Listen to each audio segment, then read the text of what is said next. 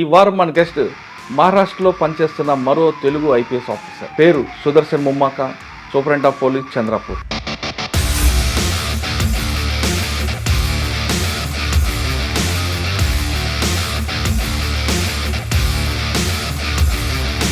నాలుగు సార్లు ఇంటర్వ్యూ వెళ్ళాను. ప్రతిసారి ఇంటర్వ్యూకి వెళ్ళడము పేరు ఉండకపోవడం. ఇయర్ కూడా అంతేలా అనుకున్నప్పుడు ఆ ఇయర్ ర్యాంక్ వచ్చింది. సార్, ఇన్కమ్ ట్యాక్స్ ఆఫీసర్గా పనిచేసిన తర్వాత సివిల్స్ రాయలేదు ఎందుకంటే స్టేటస్ అనేది జీవితంలో సంపాదించాలంటే చాలా కష్టపడాలనేవాళ్ళు. ఏముందండి క్రైమ్ నేచర్ అక్కడ? నేను చెప్పినప్పుడు నువ్వు డ్యాన్స్ చేయలేదు, వేరే వాళ్ళు చెప్పే డ్యాన్స్ చేసావని ఆ గొడవలో కూడా మర్డర్ అయిన వాళ్ళు ఎంత అప్గ్రేడ్లో ఉన్నారంటే 10 నిమిషాల్లో దొంగతనం చేస్తారు. ఫోక్స్ ఉంటుంది. టీచర్స్ కూడా చెప్పాలి వాళ్ళకి. పోలీసులు ప్రతి ఒక్కసారి వెళ్ళి చెప్పలేరు. ఇమీడియట్గా పోలీస్కి ఇన్ఫర్మేషన్. సుదర్శన్ గారు వచ్చిన కేసులని మైండ్తో పనిచేస్తారా, మజిల్తో పనిచేసి? మైండే అండి.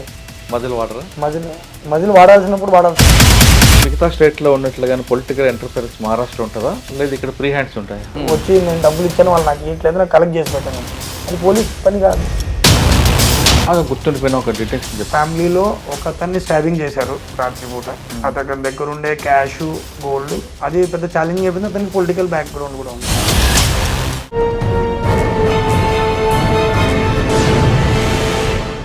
Welcome to crime diaries. ఈ వారం మన గెస్ట్ మహారాష్ట్రలో పనిచేస్తున్న మరో తెలుగు ఐపీఎస్ ఆఫీసర్. పేరు Sudarshan Mummaka, superintendent of police Chandrapur. Kadapa జిల్లాకు చెందిన సుదర్శన్ గారు ప్రస్తుతం మహారాష్ట్రలో చంద్రపూర్ డిస్ట్రిక్ట్లో పనిచేస్తున్నారు. చంద్రపూర్ రాకముందు గడ్చిరోలితో పాటు మరికొన్ని ప్రాంతాల్లో పనిచేశారు. ఇక్కడికి వచ్చిన తర్వాత ఆయనకు వచ్చిన ఛాలెంజ్ ఎలాగొచ్చాయి, ఆ ఛాలెంజ్ని ఎలా ఓవర్కమ్ చేశారు, ఆయనకున్న గోల్ ఏంటి, ముఖ్యంగా సైబర్ క్రైమ్ మీద ఆయనకున్న ఫోకస్ ఏంటి అనే విషయాల్ని సార్ నుండి తెలుసుకుందాం. సార్ నమస్తే అండి. నమస్కారం. Sudarshan Mummaka, superintendent of police Chandrapur. మహారాష్ట్రలో చాలామంది ఐపీఎస్ ఆఫీసర్లు కనిపిస్తున్నారు. అందరూ తెలుగు వాళ్ళు దాదాపు 15 మంది కనిపిస్తుంటారు. యావత్మాల దగ్గర నుండి చంద్రపూర్ ఇవన్నీ కూడా మీరే ఉన్నారు. కానీ మహారాష్ట్ర సీఎం గారు కూడా తెలుగు ఆఫీసర్లకే ఎక్కువగా ప్రయారిటీ ఇచ్చినట్లుగా వాళ్ళు చేసిన పనులను ట్వీట్ చేస్తున్నట్టుగా కనిపిస్తుంది. అంటే మన మీద వాళ్ళకి అంత గుడ్ విల్ ఉందని మనం ఎక్స్పెక్ట్ చేయొచ్చు. సుదర్శన్ ముమ్మాక గారు, కడప జిల్లా చెందిన సుదర్శన్ గారు మహారాష్ట్రకు వచ్చిన తర్వాత ఆ జర్నీ చెప్పండి. ఇక్కడికి వచ్చాక మీకు వచ్చిన ఛాలెంజ్ ఏంటి, ముఖ్యంగా చంద్రపూర్ డిఫరెంట్ కమ్యూనిటీస్ కనిపిస్తుంటాయి, ఫ్లోటింగ్ ఏరియా ఉంటుంది, క్రైమ్ రేట్ కూడా ఎక్కువ కనిపిస్తుంటుంది. వాటి మీద మీరు ఎలాగా ఫోకస్ చేస్తున్నారు? అన్నిటికన్నా ఇంపార్టెంట్, సాధారణ గ్రీవియన్స్ అనేది వేరే స్టేట్లో కానీ వేరే జిల్లాలో వారానికి ఒకరోజు ఉంటే సుదర్శన్ ముమ్మాక గారు వారానికి 2 రోజులు పెట్టడం వెనక ఉద్దేశం ఏంటి? ఈ ప్రశ్నలకు సమాధానం చెప్పే ముందు సుదర్శన్ ముమ్మాక గారి కుటుంబం, ఈ జర్నీ ఒకసారి చెప్పండి. నమస్కారం అండి. నా పేరు సుదర్శన్ ముమ్మాక. మాది సొంతూరు కడప జిల్లా. కడప జిల్లాలో చిన్న గ్రామం. గ్రామం నుండి కానీ నాన్న బిఎస్ఎన్ఎల్లో జాబ్ చేయడం వల్ల కడప హెడ్ క్వార్టర్స్లోనే స్కూలింగ్ అయింది, ఇంటర్మీడియట్ అయింది. తర్వాత స్టేట్ ర్యాంకర్ అవ్వడం వల్ల బిట్స్ పిలానీలో మెకానికల్ ఇంజనీరింగ్ అడ్మిషన్ జరిగింది. తర్వాత యాజ్ యూజువల్గా సాఫ్ట్వేర్ జాబ్ చేశాను 2.5 సంవత్సరం. తర్వాత స్టాఫ్ సెలక్షన్ కమిషన్ ఎప్పుడైతే యూపీఎస్సీ ప్రిపరేషన్ స్టార్ట్ చేయగా జాబ్ కోసం, అంటే మిడిల్ క్లాస్ N1 బ్యాక్గ్రౌండ్ ఉండడం వల్ల, డబ్బులు అవసరం వల్ల ఇంకొక జాబ్ అప్లై చేయాల్సి వచ్చింది. సో ఎస్ఎస్సిలో ఇన్కమ్ ట్యాక్స్ ఇన్స్పెక్టర్గా సెలెక్ట్ అయ్యాను. 4 years హైదరాబాద్లో చేశాను.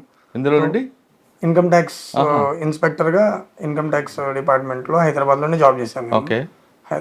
సో అదే టైంలో 4 సార్లు ఇంటర్వ్యూస్ వచ్చినాయి కంటిన్యూస్గా. So 6th attempt, final 6th attemptలో నాకు యూపీఎస్సీ ర్యాంక్ వచ్చింది. సార్, ఇన్కమ్ ట్యాక్స్ ఆఫీసర్గా పనిచేసిన తర్వాత సివిల్స్ రాయలేదు ఎందుకు అనుకున్నారు? ఫస్ట్ నుండి ఉండండి.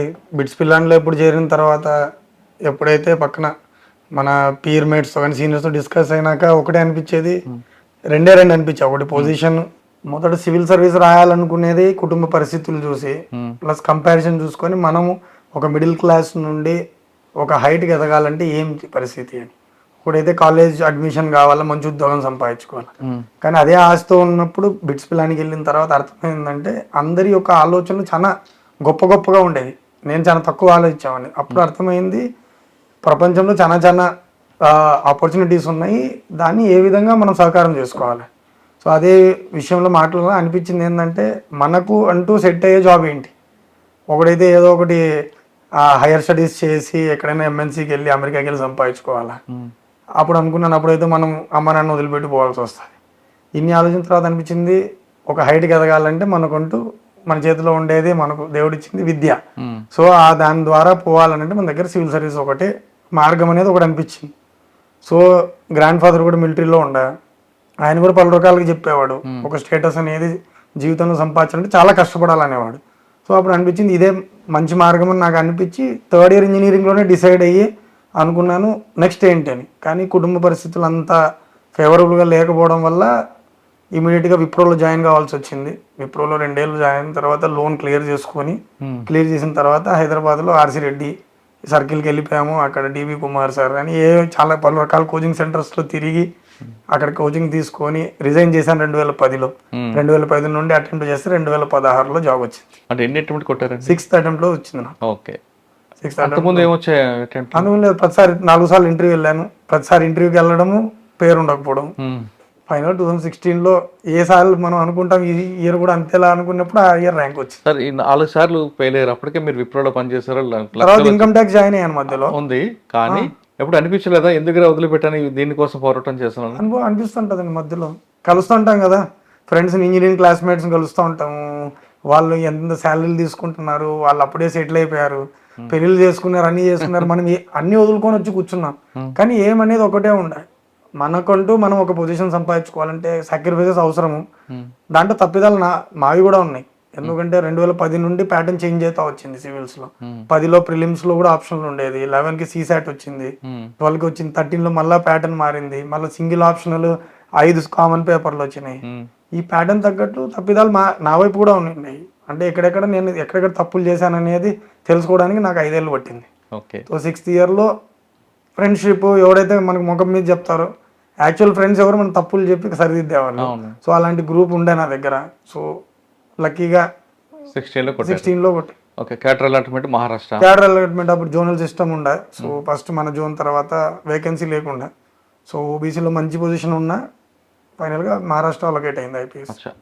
మహారాష్ట్ర ఫస్ట్ ట్రైన్ ఏఎస్పీ ఎక్కడండి? ఏఎస్పీ ఫస్ట్ నాది ప్రొబేషన్ నాసిక్ జిల్లాలో జరిగింది. నాసిక్ తర్వాత నాకు యవత్మాల్లో పుసద్ అని సబ్ డివిజన్లో పోస్టింగ్ ఇచ్చారు. అక్కడ లోక్సభ ఎలక్షన్స్ చేసిన తర్వాత 6 నెలలకే గడ్చిరోలీకి ట్రాన్స్ఫర్ అయింది. గడ్చిరోలీలో ఒక చిన్న ఇన్సిడెంట్ అయింది, చిన్నగా పెద్ద ఇన్సిడెంటే, మార్టిర్ అయ్యారు. మెయిన్లీ C60 ఒక క్యూఆర్టీ పార్టీ మొత్తం బ్లాస్ట్లో చనిపోయిన తర్వాత కొన్ని చేంజెస్ తీసుకొని వచ్చారు. అప్పుడు నన్ను ఇక్కడ నుండి గడ్చిరోలి పంపించారు. సో అక్కడికి వెళ్ళి అసెంబ్లీ ఎలక్షన్స్ డ్యూటీ చేశాను నేను. ఓకే. యావత్మాల్లో మీరు పనిచేస్తున్నప్పుడు ఒక సంఘటన, గడ్చిరోలికి వచ్చేసరికి జరిగిన సంఘటన ఏంటంటే? యవత్మాల్ సంఘటన అని చెప్పలేనండి. జనవరి 2019లో జాయిన్ అయ్యాను. జాయిన్ అయిన వెంటనే ఒక 2-3 నెలల్లో ఎలక్షన్స్ కూడా స్టార్ట్ అయింది. అంటే గుర్తుపెట్టుకున్న సంఘటన అంటే ఒక లా అండ్ ఆర్డర్ ఇష్యూ అయ్యింది.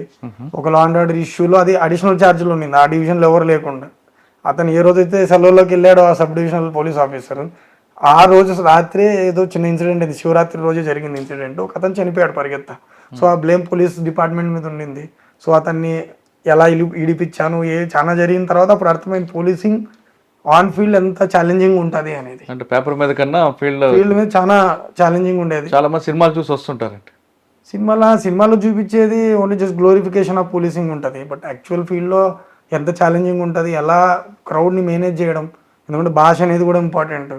ప్లస్ వాళ్ళని కన్విన్స్ చేస్తూ మాట్లాడాలా, వాళ్ళని ఈగో హర్ట్ చేయకూడదు, వాళ్ళది వినాలా, ఫస్ట్ వాళ్ళ బాధలు వినాలా, ప్లస్ మనము కూడా విత్ ఇన్ లా లిమిట్స్లోనే మనం మాట్లాడాలా. ఏదంటే ఆశ్వాసన ఇవ్వలేము మనం, ఎంతసేపటి వాళ్ళని కన్విన్స్ చేసి. ఆ టైంలో మంచి ఎక్స్పీరియన్స్ అనిపించింది. క్రౌడ్ని ఫేస్ చేయడం అప్పుడు courage both important. Police as a police officer, police men ఎంత కరేజియస్గా పనిచేస్తారనేది ఆ రోజు ఎక్స్పీరియన్స్ అయింది. మరి మీకు లాంగ్వేజ్ ప్రాబ్లం వచ్చిందా? స్లోగా ఇంప్రూవ్ అయిందండి లాంగ్వేజ్. అంటే వన్ టైం అంటే స్ట్రెచ్ అయితే ఏం లేదు. ఫస్ట్ హిందీ మాట్లాడడం కూడా కష్టంగా ఉండే. ఫస్ట్ హిందీ నేర్చుకొని, హిందీకి same script. So slowly develop అయ్యి యాక్చువల్లీ ఫ్లూయెన్సీ నాగ్పూర్ తర్వాత జిల్లా ఎస్పీ అయిన తర్వాత చాలా కంఫర్టబుల్గా ఉన్నాయి నా లాంగ్వేజ్. ఇక్కడ నుండి యావత్మాల్ దగ్గర నుండి మీరు గడ్చిరోలిలో ముందు ఏం జరిగింది అక్కడ? 360 May 1st, 2019లో బ్లాస్ట్ జరిగిందండి. దాంట్లో 15 మన గడ్చిరోలి జవాన్లు చనిపోయారు. ఓకే, ల్యాండ్ మైన్ పెట్టి పేల్చారనమాట. ఆ టైంలో కొంచెం కోర్స్ కనెక్షన్ లాగా డీజీ ఆఫీస్ నుండి అనిపించింది, మనం ఆఫీసర్స్ చేంజ్ చేద్దాము, ఎలక్షన్స్ కూడా వస్తాయి, ఏదో వాట్ ఎవర్ వాళ్ళ మన వాళ్ళు తీసుకునే యాక్షన్ ఎలా ఉంటుంది, నెక్స్ట్ ఎలక్షన్స్ కూడా వస్తున్నాయి, ఇలా ఇంత బడా ఇన్సిడెంట్ అయిందని ఆ టైంలో డైరెక్ట్ ఐపీఎస్ ఆఫీసర్ని పంపిద్దాము అని ఒకప్పుడు ట్రెండ్ ఉండే. 2009 వరకు ఫస్ట్ టైం పోస్టింగ్స్ కూడా గడ్చిరోల్లో చేసేవాళ్ళు. తర్వాత స్లోగా ఆ ట్రెండ్ బ్రేక్ అయింది. తర్వాత 2019లో I'm the next IPS officer, first time SDO posting చేశాను నేను అక్కడ గడ్చిరోలు. మీరు వెళ్ళేసరికి ఒక ఇష్యూ జరిగింది, దానికి రివెంజ్ తీసుకునే మోడ్లో వెళ్ళారా లేదు అసలు ప్రాబ్లం ఏంటి దాని రూట్స్కి వెళ్ళారా? అసలు చెప్పాలంటే సర్ప్రైజింగ్ ఎలిమెంట్ అండి. నా పెళ్లి పీరియడ్లోనే ఆర్డర్స్ వచ్చినాయి, నాకు తెలియని కూడా తెలియదు ఆర్డర్స్ వచ్చినట్టు. పెళ్ళైన తర్వాత తెలిసింది నాకు ట్రాన్స్ఫర్ ఆర్డర్స్ వచ్చినాయని. సో తీసుకొని వెళ్ళి డైరెక్ట్గా వెళ్ళాను, ఓపెన్ మైండెడ్గా వెళ్ళాను. కొంత భయం అయితే ఉంటుంది కదా ఏంటి, ఎందుకంటే నన్ను చేసుకున్న అమ్మాయికి కూడా సర్ప్రైజ్, నాకు సర్ప్రైజ్ ఉండే, వాళ్ళకు సర్ప్రైజ్ ఉండే. సో అక్కడ నుండి ట్రావెల్ అయిన తర్వాత ఓపెన్ మైండెడ్గా ఎస్పీతో మాట్లాడిన తర్వాత ఒకటే చెప్పిందంటే, ప్రీ డిఫైన్డ్ ఎస్ఓపీస్ ఉన్నాయి, ప్రాపర్ ఎస్ఓపీస్, ఏం చేయాలా అక్కడ ఏం చేయకూడదు అనేది. అవి స్ట్రిక్ట్గా ఫాలో అయితే ఏం ఇబ్బంది లేదు. ఎవ్రీ వన్ ఈజ్ ఎక్స్పీరియన్స్ అక్కడ చెప్పాలంటే. చాలా కర్మచారి చాలా experienced, because they are fighting on the ground. So open మైండెడ్గానే ఉన్నాను. అనిపించిందంటే వీ షుడ్ బి అలర్ట్ అని, సీనియర్స్తో కూడా మాట్లాడిన తర్వాత we should be alert enough అని చెప్తే దాని తగ్గట్టు వెళ్ళాను. ఒక 2-3 months పట్టింది అలవాటు చేసుకుని. అంతలోపల ఎలక్షన్స్ వచ్చాయి. సో ఎలక్షన్స్ లో మాక్సిమం వైలెన్స్ లేకుండా ఉందంటే వితౌట్ వైలెన్స్ క్లియర్ అయిందండి. ఆల్మోస్ట్ 930 బూత్స్ ఉండే, దాంట్లో 330 బూత్స్ నావే. I'm responsible for security issues there. So operation ఎలా చేశారంటే ఆ టాస్క్ ఎలా చేశారు? ప్లానింగ్ అండి, మెయిన్ ఎగ్జిక్యూషన్. ముందు ఆపరేషన్స్ జరిగేవి మొత్తము. We use to go and make sure కి నక్సల్స్ అక్కడ రాకూడదు. ఎక్బార్ ఆపరేషన్ చెక్, ఎందుకంటే ఒకప్పుడు బ్లాస్ట్ కూడా జరిగాయి నా సబ్ డివిజన్ లో. సో దాని తగ్గట్లు విజిట్ చేశాము, సెన్సిటివ్ బూత్స్ కూడా విజిట్ చేశాము. చేసిన తర్వాత ప్లానింగ్, సర్ప్రైజింగ్ ఏదైతే ఎస్ఓపి ఉందో ఎస్ఓపి తగ్గట్లు సర్ప్రైజ్ ఎలిమెంట్ని క్యారీ చేస్తూ ప్రాపర్ డిప్లాయ్మెంట్ ప్లానింగ్ చేసి ఎగ్జిక్యూట్ చేశాం. సో 330 బూత్స్లో ఎటువంటి ఇన్సిడెంట్, ఈవెన్ 930లో కూడా అవ్వలేదు. అంటే ఫస్ట్ టైం ఎలక్షన్స్ టైంలో ఎటువంటి ఇన్సిడెంట్ అవ్వలేదు. సో ఆ ఎక్స్పీరియన్స్ ఇంకొకటి. పైలే ఛాలెంజ్ డైరెక్ట్ క్రౌడ్ ని ఫేస్ చేయడం, ఇక్కడ హిడెన్ ఎనిమీని ఫేస్ చేయడం. అంటే నక్సల్ ఈజ్ హిడెన్, కనపడరు మనకు డైరెక్ట్ గా.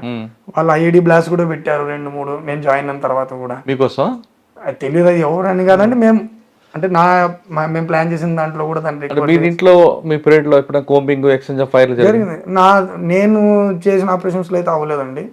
ఎక్కువ అంటే నా డివిజన్ లో ఎక్కువ మూవ్మెంట్ తక్కువ, బార్డర్ లో జరుగుతుంటది ఎక్కువ, టువర్డ్స్ ఛత్తీస్గఢ్ బార్డర్ లో ఎక్కువ ఉండేవి నా వరకు. కానీ but we should be on high alert. కానీ మీకు ఒక అబూజ్మాడ బార్డర్ ఒకటి ఉంది, 2-3 విలేజ్ బాగా ఎఫెక్టెడ్ ఉన్నాయి. అది వేరే డివిజన్ కిందకి వస్తుంది, నా డివిజన్ లో లేదు. అది చెప్పాను కదా, అంతా ఛత్తీస్గఢ్ బార్డర్, నాదంతా చంద్రపూర్ బార్డర్. చంద్రపూర్ కొంచెం టువర్డ్స్ ఛత్తీస్గఢ్ వైపు వెళ్తుంది కానీ నాట్ బార్డరింగ్. మూవ్మెంట్ నడుస్తూ ఉంటది, మూవ్మెంట్ వెళ్తూ ఉంటది. అప్పుడు హైలో ఉన్నారు అప్పుడు కూడా జరుగుతుంటే ఆపరేషన్ జరుగుతుంది. ప్లస్ నాకు అడిషనల్ డ్యూటీస్ ఉండేవి. ఏదైనా ఆపరేషన్ జరిగితే, ఏదైనా ఎక్స్చేంజ్ ఆఫ్ ఫైర్ జరిగిన తర్వాత పోస్ట్ ఇన్సిడెంట్స్ జరుగుతాయి. ఏదో పోలీస్ ఫోర్స్ కానీ ఎవరైనా చనిపోయినా ఏదైనా జరిగినా దానికి సంబంధించిన పంచనామాసు అన్ని నోడల్ ఇన్ఛార్జ్ నా దగ్గరే ఉండే. So it was also good experience, ఎలా మనం అన్ని ప్రొసీజర్లు చేయాలి అని. ఎందుకంటే human rights is a biggest issue. ఎందుకంటే హ్యూమన్ రైట్స్ ఆర్గనైజేషన్స్ కూడా క్వశ్చన్ చేస్తారు, సరిగ్గా చేయలేదు, వీళ్ళు కావాలనే చేశారు.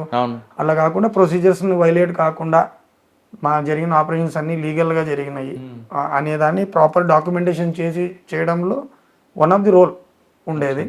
కానీ మేజర్ రోల్ మాత్రం C60 పార్టీస్ది. ఎవరైతే కష్టపడ్డారో వాళ్ళకే క్రెడిట్ ఇవ్వాలి. మేము జస్ట్ ఒక లీడర్షిప్ రోల్లో ఉండి వాళ్ళని గైడ్ చేయడం, సూపర్వైజ్ చేయడం వరకే. ఫీల్డ్లో ఎగ్జిక్యూట్ మ్యాక్సిమం వాళ్ళే చేసేవాళ్ళు. ప్లస్ నా పైన అడిషనల్ ఎస్పీ ఆపరేషన్స్ వీళ్ళందరూ చూసుకునేవాళ్ళు. నాది ఓన్లీ ఒక సబ్ డివిజన్కే, మిగతా వాళ్ళందరూ they use to Rome around entire district. Gadchiroli తర్వాత నేను అడిషనల్ ఎస్పీ ప్రమోషన్ మీద పర్బనీకి వెళ్ళాను. అది మరాఠవాడ ఏరియాకి వెళ్ళాను, తోడ బ్యాక్వర్డ్ ఏరియా. అది అక్కడ అలాగే ఈక్వేషన్స్ ఉన్నాయి. అడ్మినిస్ట్రేషన్ అంటే క్రైమ్ ఇన్ఛార్జి అక్కడ అడిషనల్ ఎస్పీగా. అప్పుడు కరోనా పీరియడ్ ఉండ, కరోనా స్టార్ట్ అయింది గడ్చిరోలి ఎండ్లో 2020 మార్చ్. పర్బనీలో కూడా జరిగింది, సెకండ్ ఫేజ్ వచ్చింది. అప్పుడు welfare of the men was crucial thing and welfare of public కూడా. ఎందుకంటే స్ప్రెడ్ కాకుండా ఉండాలని ఏవైతే మేము బందోబస్తు చేస్తున్నామో దాన్ని కూడా కేర్ఫుల్గా ఇంప్లిమెంట్ చేయాలా. అప్పుడప్పుడు హాస్పిటల్లో ఆక్సిజన్ సరిగ్గా లేకపోవడం వల్ల కొన్ని ఇష్యూస్ జరిగేవి. సో అవన్నీ ఆ ఎమర్జెన్సీని ఎలా హ్యాండిల్ చేసాము, క్రైమ్ని ఎలా కంట్రోల్ చేసాము. క్రైమ్ నేచర్ నార్మల్ క్రైమ్ అండి, అది కొంచెం కమ్యూనల్లీ సెన్సిటివ్ జిల్లా. అది కమ్యూనల్. కమ్యూనల్లీ కొంచెం సెన్సిటివ్ ఉండే, కాస్ట్ ఈక్వేషన్స్ కొంచెం కమ్యూనల్ ఉండేవి. సో దాన్ని హ్యాండిల్ చేయడానికి కొంచెం ఛాలెంజింగ్, కానీ అది ఇంకొక డిఫరెంట్ ఎక్స్పీరియన్స్. సో ఎక్కడ పోయినా నాకు కొత్త కొత్త ఛాలెంజెస్ తో నేర్చుకున్నా. అంటే it add to my service అనమాట. అంటే అలగ్ ఛాలెంజెస్ని ఫేస్ చేయడం ఎలా అనేది మీకు మంచి ఎక్స్పీరియన్స్ ఎక్స్పీరియన్స్ వచ్చింది. తర్వాత నాగ్పూర్ డీసీపీ, అక్కడ నుండి నాగ్పూర్ డీసీపీగా వెళ్ళాను. నాగ్పూర్ డీసీపీ క్రైమ్ గా చేశాను నేను. నాగ్పూర్ డీసీపీలో క్రైమ్ బ్రాంచ్ ఇన్ఛార్జ్ పనిచేశారు. అక్టోబర్ నుండి నెక్స్ట్ ఫిబ్రవరి, ఆల్మోస్ట్ 1.5 year ఉన్నానండి అక్కడ. ఓకే. చంద్రపూర్ ఎస్పీ ప్రమోషన్ కి. ఎన్ని పెండింగ్ కేసులు ఉంటాయండి అక్కడ? యువ కేసులు ఎన్ని ఉంటాయి ఇక్కడ? చాలా, అంటే నాగ్పూర్ ఇస్ ఛాలెంజింగ్ ప్లేస్ అండి. కొంచెం క్రైమ్ ఎక్కువ, బాడీ అఫెన్సెస్ ఎక్కువ. ఎందుకంటే అది బార్డరింగ్ మధ్యప్రదేశ్, రైల్వే జంక్షన్ ఉండడం వల్ల కొంచెం కాస్మోపాలిటన్ నేచర్ కూడా ఎక్కువ నాగ్పూర్లో. కానీ ఎక్కువ బాడీ అఫెన్సెస్, అంటే చంపుకోవడాలు ఇవన్నీ ఎక్కువ ఉన్నాయి. ఎందుకండి రీజన్ కల్చరల్ గా కూడా అట్లే ఉండేది. అగ్రెసివ్, కొంతమంది లేబర్స్ ఎక్కువ వస్తారు, చాలా బయట నుండి వచ్చే వాళ్ళు ఉంటారు, జంక్షన్స్ దగ్గర ఉంటాయి, ఎప్పటి నుండి అదే నడుస్తుంది. బాడీ అఫెన్సెస్ చాలా ఎక్కువ అక్కడ. సో అగ్రెసివ్ నేచర్, క్రైమ్ అంటే లేదంటే సెన్సిటివ్ మ్యాటర్లో మటర్ చేస్తారు. సెన్సిటివ్ మ్యాటర్లు, చిన్న చిన్న కారణాలకు కూడా క్షణికావేశమే. అంటే రివెంజ్ఫుల్ కూడా ఉంటాయి, కానీ ఎక్కువ ఇన్స్టంటేనియస్. ఆ టైంలో నేను చెప్పినప్పుడు నువ్వు డాన్స్ చేయలేదు, వేరే వాడు చెప్తే డాన్స్ చేసావని ఆ గొడవలో కూడా మర్డర్ అయిన టైంలో ఉన్నాయి. అంటే వినడానికి మనకు హాస్యంగా ఉండొచ్చు, కానీ అలాంటి కారణాలకు కూడా మర్డర్ అయినాయి. అంటే ఇమీడియట్ గా అగ్రెసివ్ అయిపోతారు. ప్లస్ ఎక్కడ నుండో క్రిమినల్ ఎలిమెంట్స్ ఉండేవే అప్పుడు. ఇప్పుడు చాలా కంట్రోల్ ఉంది కంపారిటివ్గా చూస్తే. గ్యాంగ్స్ మీద మోకా అప్లై చేయడం కానీ, ఎంపీడీఏ అని ప్రివెంటివ్ డిటెన్షన్ చేయడం కానీ చాలా యాక్షన్స్ తీసుకున్నాం. దానివల్ల చాలా కంట్రోల్లో ఉంది ఇప్పుడు నాగ్పూర్లో కూడా క్రైమ్. ఓకే. ప్రాపర్టీ రికవర్ ఎలా ఉంటుంది అక్కడ? చెప్పానండి, ఛాలెంజింగ్, ఇట్స్ ఏ ఛాలెంజింగ్ అండి ప్రాపర్టీ రికవరీ అనే సబ్జెక్టు. ఒకటి, రిపోర్టింగ్ డిలే కావడం కూడా మాకు చాలా ఛాలెంజింగ్ అయిపోతుంది. ఏమైపోతుంది, చాలామంది ఊర్లోకి వెళ్ళిపోతారు. ఊళ్ళోకి వెళ్ళిపోయిన తర్వాత 10 రోజులకు 15 రోజుల తర్వాత తెలుస్తుంది ఎప్పుడు దొంగతనం అయిందో కూడా తెలియదు. అదొకటి పెద్ద ఛాలెంజింగ్. ఎందుకంటే వాళ్ళ ప్లస్ దొంగతనం అయినా కూడా 2-3 రోజులు చెప్పని కూడా చెప్పారు వీళ్ళు. 4-5 రోజుల తర్వాత వచ్చి ఎందుకు చెప్తారు? వాళ్ళకి అదొక స్టిగ్మా లాగా అనిపిస్తుంది. ప్లస్ అడుగుతారు, మేమే వెతకడం స్టార్ట్ చేసాము, పోలీస్ స్టేషన్కి వచ్చి ఎందుకు ఆ మనస్థితి స్లోగా మారుతుంది. ఇప్పుడు ఇమీడియట్గా మనం అదే చెప్తాం, ఎప్పుడైనా ఇమీడియట్గా రిపోర్ట్ చేయండి. ఇప్పుడు డయల్ 112 వచ్చిన తర్వాత చాలా రిపోర్టింగ్ పెరిగింది మాకు. మేము రిక్వెస్ట్ చేసేది కూడా అదే, ఏదైనా ఒక ఇన్సిడెంట్ జరిగితే ఇమీడియట్గా రిపోర్టింగ్ అయితే we can immediately react and respond. ఆ రెస్పాన్స్ టైం మాకు డిలే అయిపోయింది అనుకోండి, అవతల అక్యూజ్డ్కి చాలా టైం దొరుకుతుంది పారిపోవడానికి. ఎందుకంటే ఇప్పుడు ఒకప్పుడులాగా లేదు, ఇప్పుడు మోడ్స్ ఆఫ్ ట్రాన్స్పోర్ట్స్ ఉన్నాయి. ప్లస్ మేము ఒకవేళ పట్టుకున్నా, మా దగ్గర డిడక్షన్ వచ్చాము బాగా చేసినా కూడా రికవరీ అనేది ఛాలెంజింగ్ అయిపోయింది. ఇప్పుడు మీ డిస్కషన్లో ఉన్నప్పుడు క్యాష్ గురించి మాట్లాడారు, క్యాష్ డిస్పోజ్ అయిపోతుంది, క్యాష్ రికవర్ చేయడం కష్టం అయిపోయింది. ఏదైనా గోల్డ్ ఇలాంటివి ఉంటే we're trying our level best, చాలా వరకు రికవర్ చేస్తున్నాం. కానీ ఈ delay and reporting at the same time మాకు కూడా ఎలా అయిపోయిందంటే ఛాలెంజింగ్. ఇది కనెక్టివిటీ అనేది, అంటే కనెక్టివిటీ ఇంత ఈజీ అయిన తర్వాత ఈజీగా పారిపోవడానికి వాళ్ళకి వీలుగా ఉంది. ఇప్పుడు మాకు రీసెంట్గా ఏటీఎంది ఒకటి జరిగింది, 10 లక్షల దాకా వెళ్ళిపోయింది. మాకు 11 రోజుల్లోనే మేము డిటెక్ట్ చేయగలిగాం. అంటే ఎలా అంటే ఈవెన్ ఎవరైతే అక్యూజ్డ్ ఉన్నారో వీళ్ళు కూడా చాలా అప్గ్రేడ్ అయిపోతున్నారు. అవును. ఎంత అప్గ్రేడ్ అవుతున్నారంటే వీళ్ళకు తెలుసు పోలీసు వాళ్ళు ఎలా ఇన్వెస్టిగేట్ చేస్తున్నారని. ఒక్క టోల్ నాకా యూజ్ చేయలేదు. మాకు రివర్స్ ఫార్వర్డ్ 2 లింకేజెస్కి టీములు పంపించి అన్నీ చేస్తే ఫైనల్గా తెలంగాణలో ఒక ఏరియాలో పెట్రోల్ పంపులో ఫుటేజ్ దొరికింది మాకు.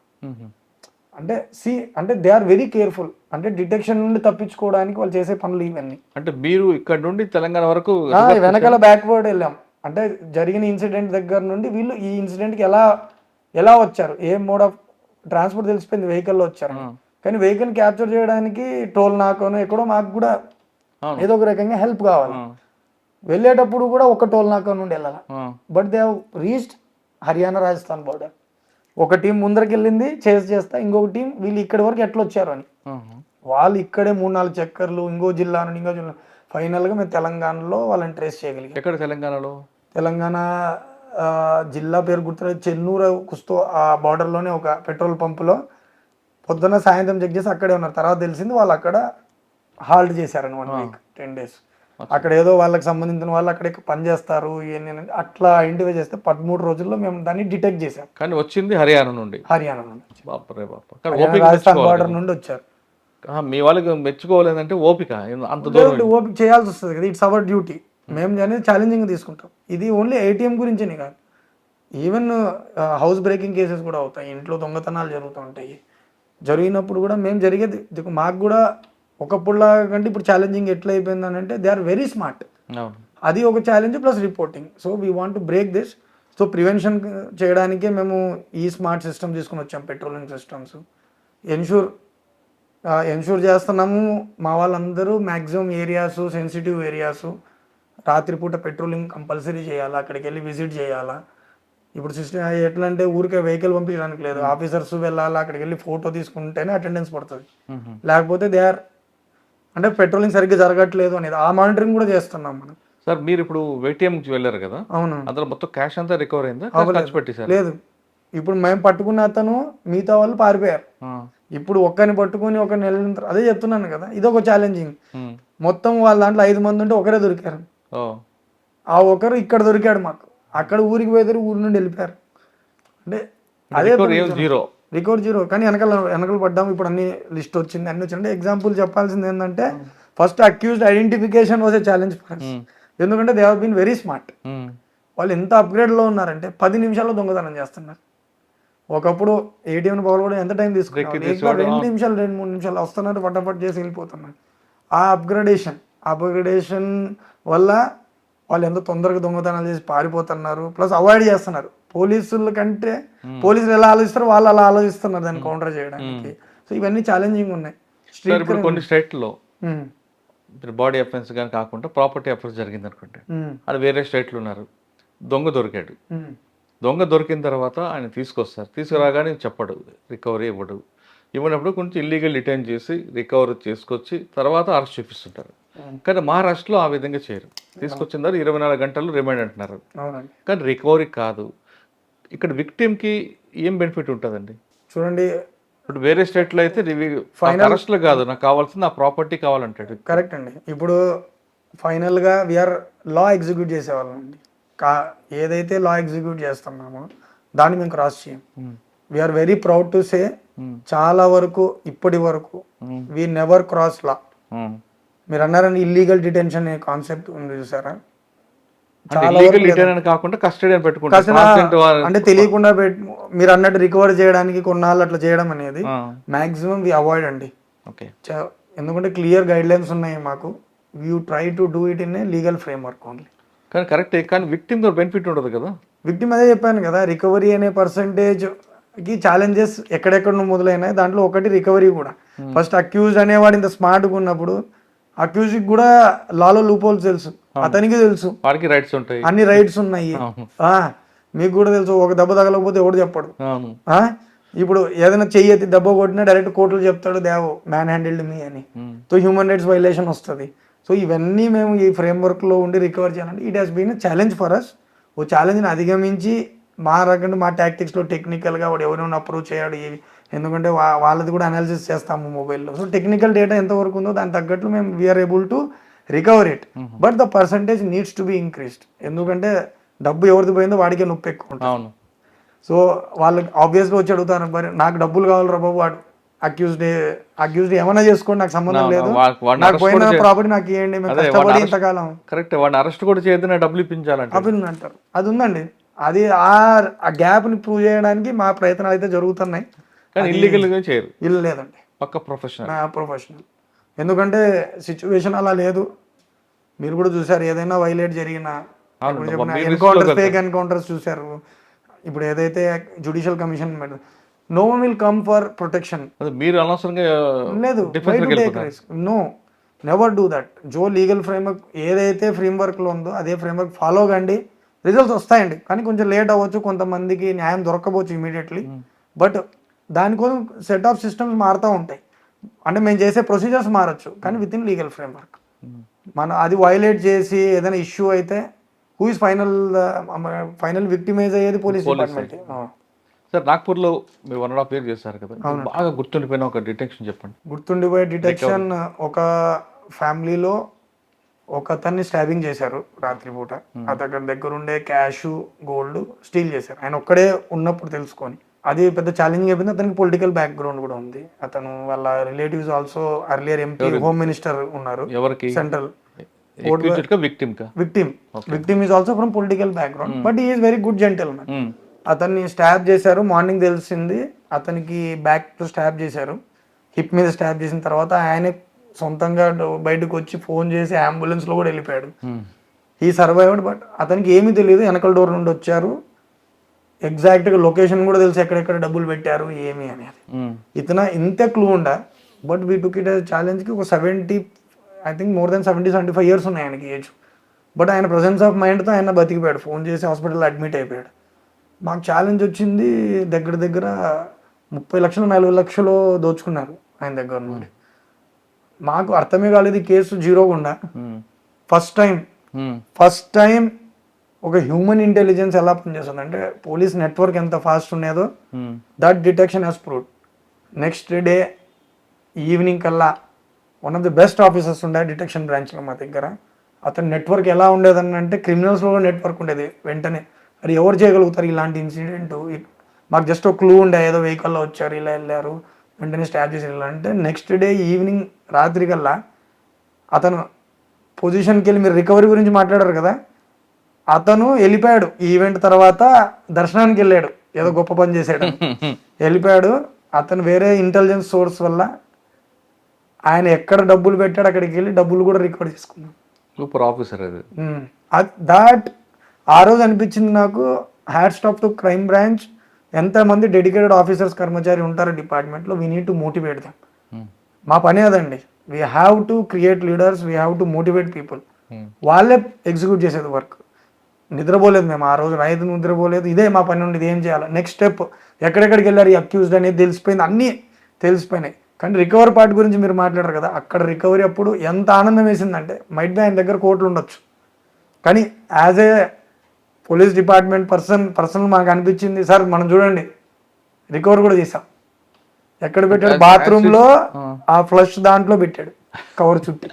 ఆ పాయింట్ వరకు వెళ్ళాం, only because of human intelligence.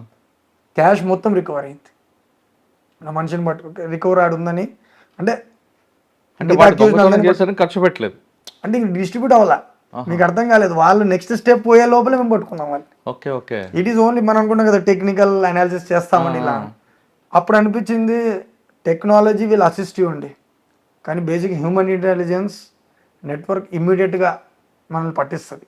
ఎందుకంటే ఆ క్రైమ్ చేసినోడి పరిస్థితి చూసి, వీడు ఎవడో ఇంత ముందు కూడా చేసినవాడే, క్రైమ్ రికార్డు ఉన్నవాడే చేశాడు, ఎవడు అని మొత్తం. అంటే నెట్వర్క్ ఎంత ఇంపార్టెంట్ ఒకటి బ్రేక్ చేయాలంటే క్రైమ్ అనేది. ఇప్పుడు ఆయన ఆల్రెడీ ఎక్కడో నేరం చేసి ఉంటాడు, ఆ ఎంఓ చూసి పాత క్రిమినల్స్ అందరూ పిలిపించి ఆఫీసర్ వెరిఫై చేశాడు.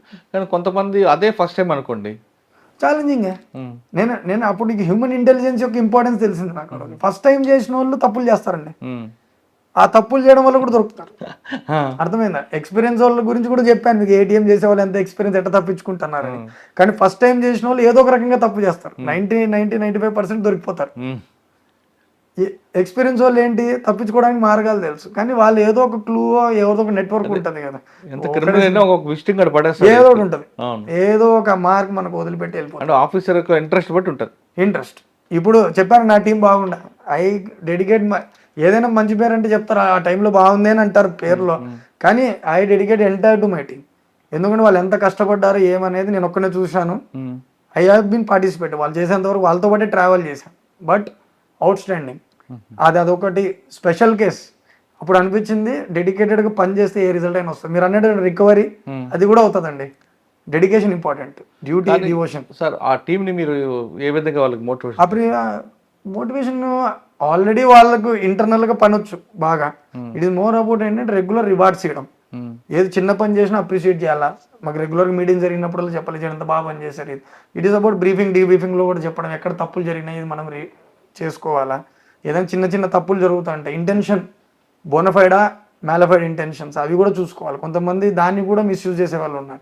సో యాజ్ ఏ ఇన్ఛార్జ్ నువ్వు వాళ్ళని చక్కనైన మార్గంలో పెట్టడంలో యూ షుడ్ బి అంటే reward system, punishment and rewards.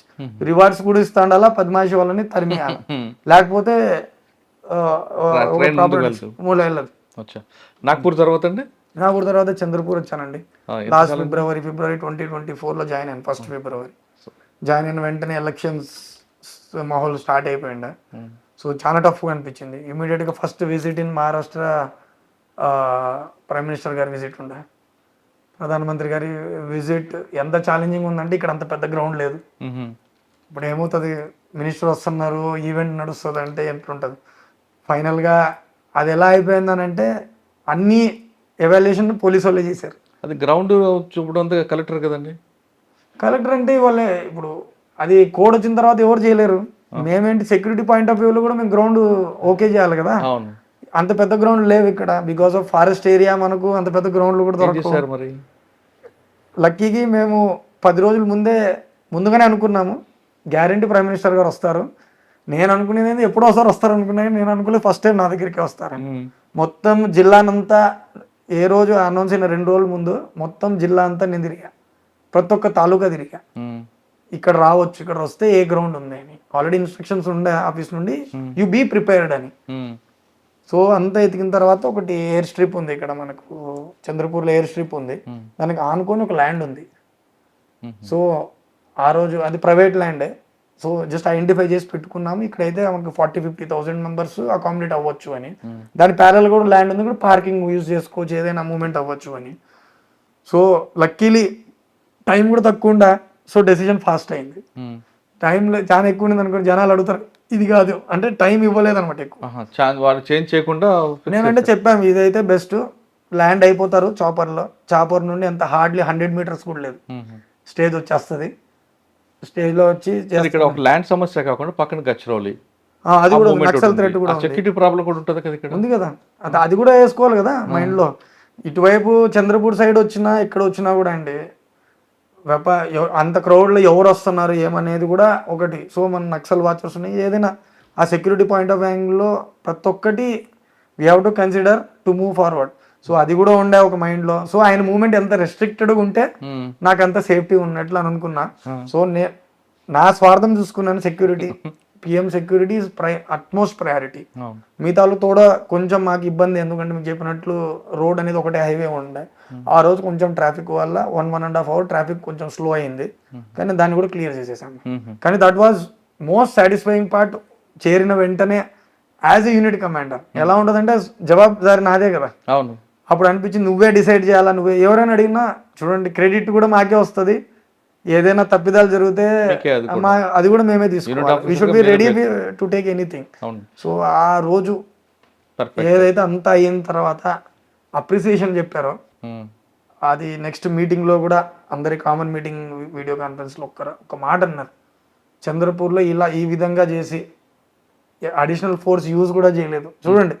అంటే విత్ ఇన్ రిసోర్సెస్, ఎందుకంటే ఎలక్షన్స్ లో resources is a major constraint. ఎందుకంటే ఏ జిల్లా నుండి అంత ఈజీ గేర్ కదా. With in limited resources he has done the Bandobast very well అని ఒక్క మాట సీనియర్ ఆఫీసర్ ఉండేసి అదే 10,000. మీరు చెప్పాను కదా, మేము ఎట్లా మా వాళ్ళని మోటివేట్ చేస్తున్నాం, రివార్డ్స్ అని విషయం. మాకు రివార్డ్ అవసరం లేదు, ఒక మంచి appreciation. You have done good work అంటే చాలండి, మేము ఇంకొక 10 నెలలు అదే ఎనర్జీ 10 times ఎనర్జీతో పనిచేస్తాం. కానీ చంద్రాపూర్ ఒకసారి నేచర్ తీసుకుంటే ఇక్కడ డిఫరెంట్ కమ్యూనిటీలు, డిఫరెంట్ ఫ్లోటింగ్ ఏరియా, ఒకవైపు తెలంగాణ, మరోవైపు మహారాష్ట్ర, అంటే మహారాష్ట్ర తెలంగాణ, ఒకవైపు ఛత్తీస్గఢ్. అవునండి. వీళ్ళకి వస్తుంటారు క్రిమినల్స్, కొంతమంది ఇక్కడ క్రైమ్ చేస్తారు, లేదా ఇంకో దగ్గరికి షెల్టర్ తీసుకుంటారు, లేదా అక్కడ క్రైమ్ చేసి ఇక్కడ షెల్టర్ తీసుకోవడం. ఈ మిక్సింగ్ ఏరియా ఉంది, కొన్ని ఫ్యాక్టరీస్ ఉన్నాడు. అంటే ఇక్కడ ఫ్లోటింగ్ ఏరియా బాగా కనిపిస్తుంది కాబట్టి క్రైమ్ కూడా డిఫరెంట్గా ఉంటాయి. వచ్చేస్తాడు ఇదో రకంగా వాడు ఎస్కేప్ అవ్వడం. ఆ ఛాలెంజ్ని ఎలా మీరు ఓవర్కమ్ చేస్తారు? మీరు చెప్పినట్లనే జిల్లాకు క్రైమ్ ఛాలెంజెస్ డిఫరెంట్ అండి. ఇప్పుడు నేను చెప్పినట్లు నాగ్పూర్లో ఎలా బాడీ అఫెన్సెస్ చాలా అగ్రెసివ్ ఉండో ఆ విధంగా ఇక్కడ లేదు. ఇక్కడ ఇంకొక ఛాలెంజ్ ఉండే, ఒకప్పుడు ప్రొహిబిటెడ్ డిస్ట్రిక్ట్ ఇది.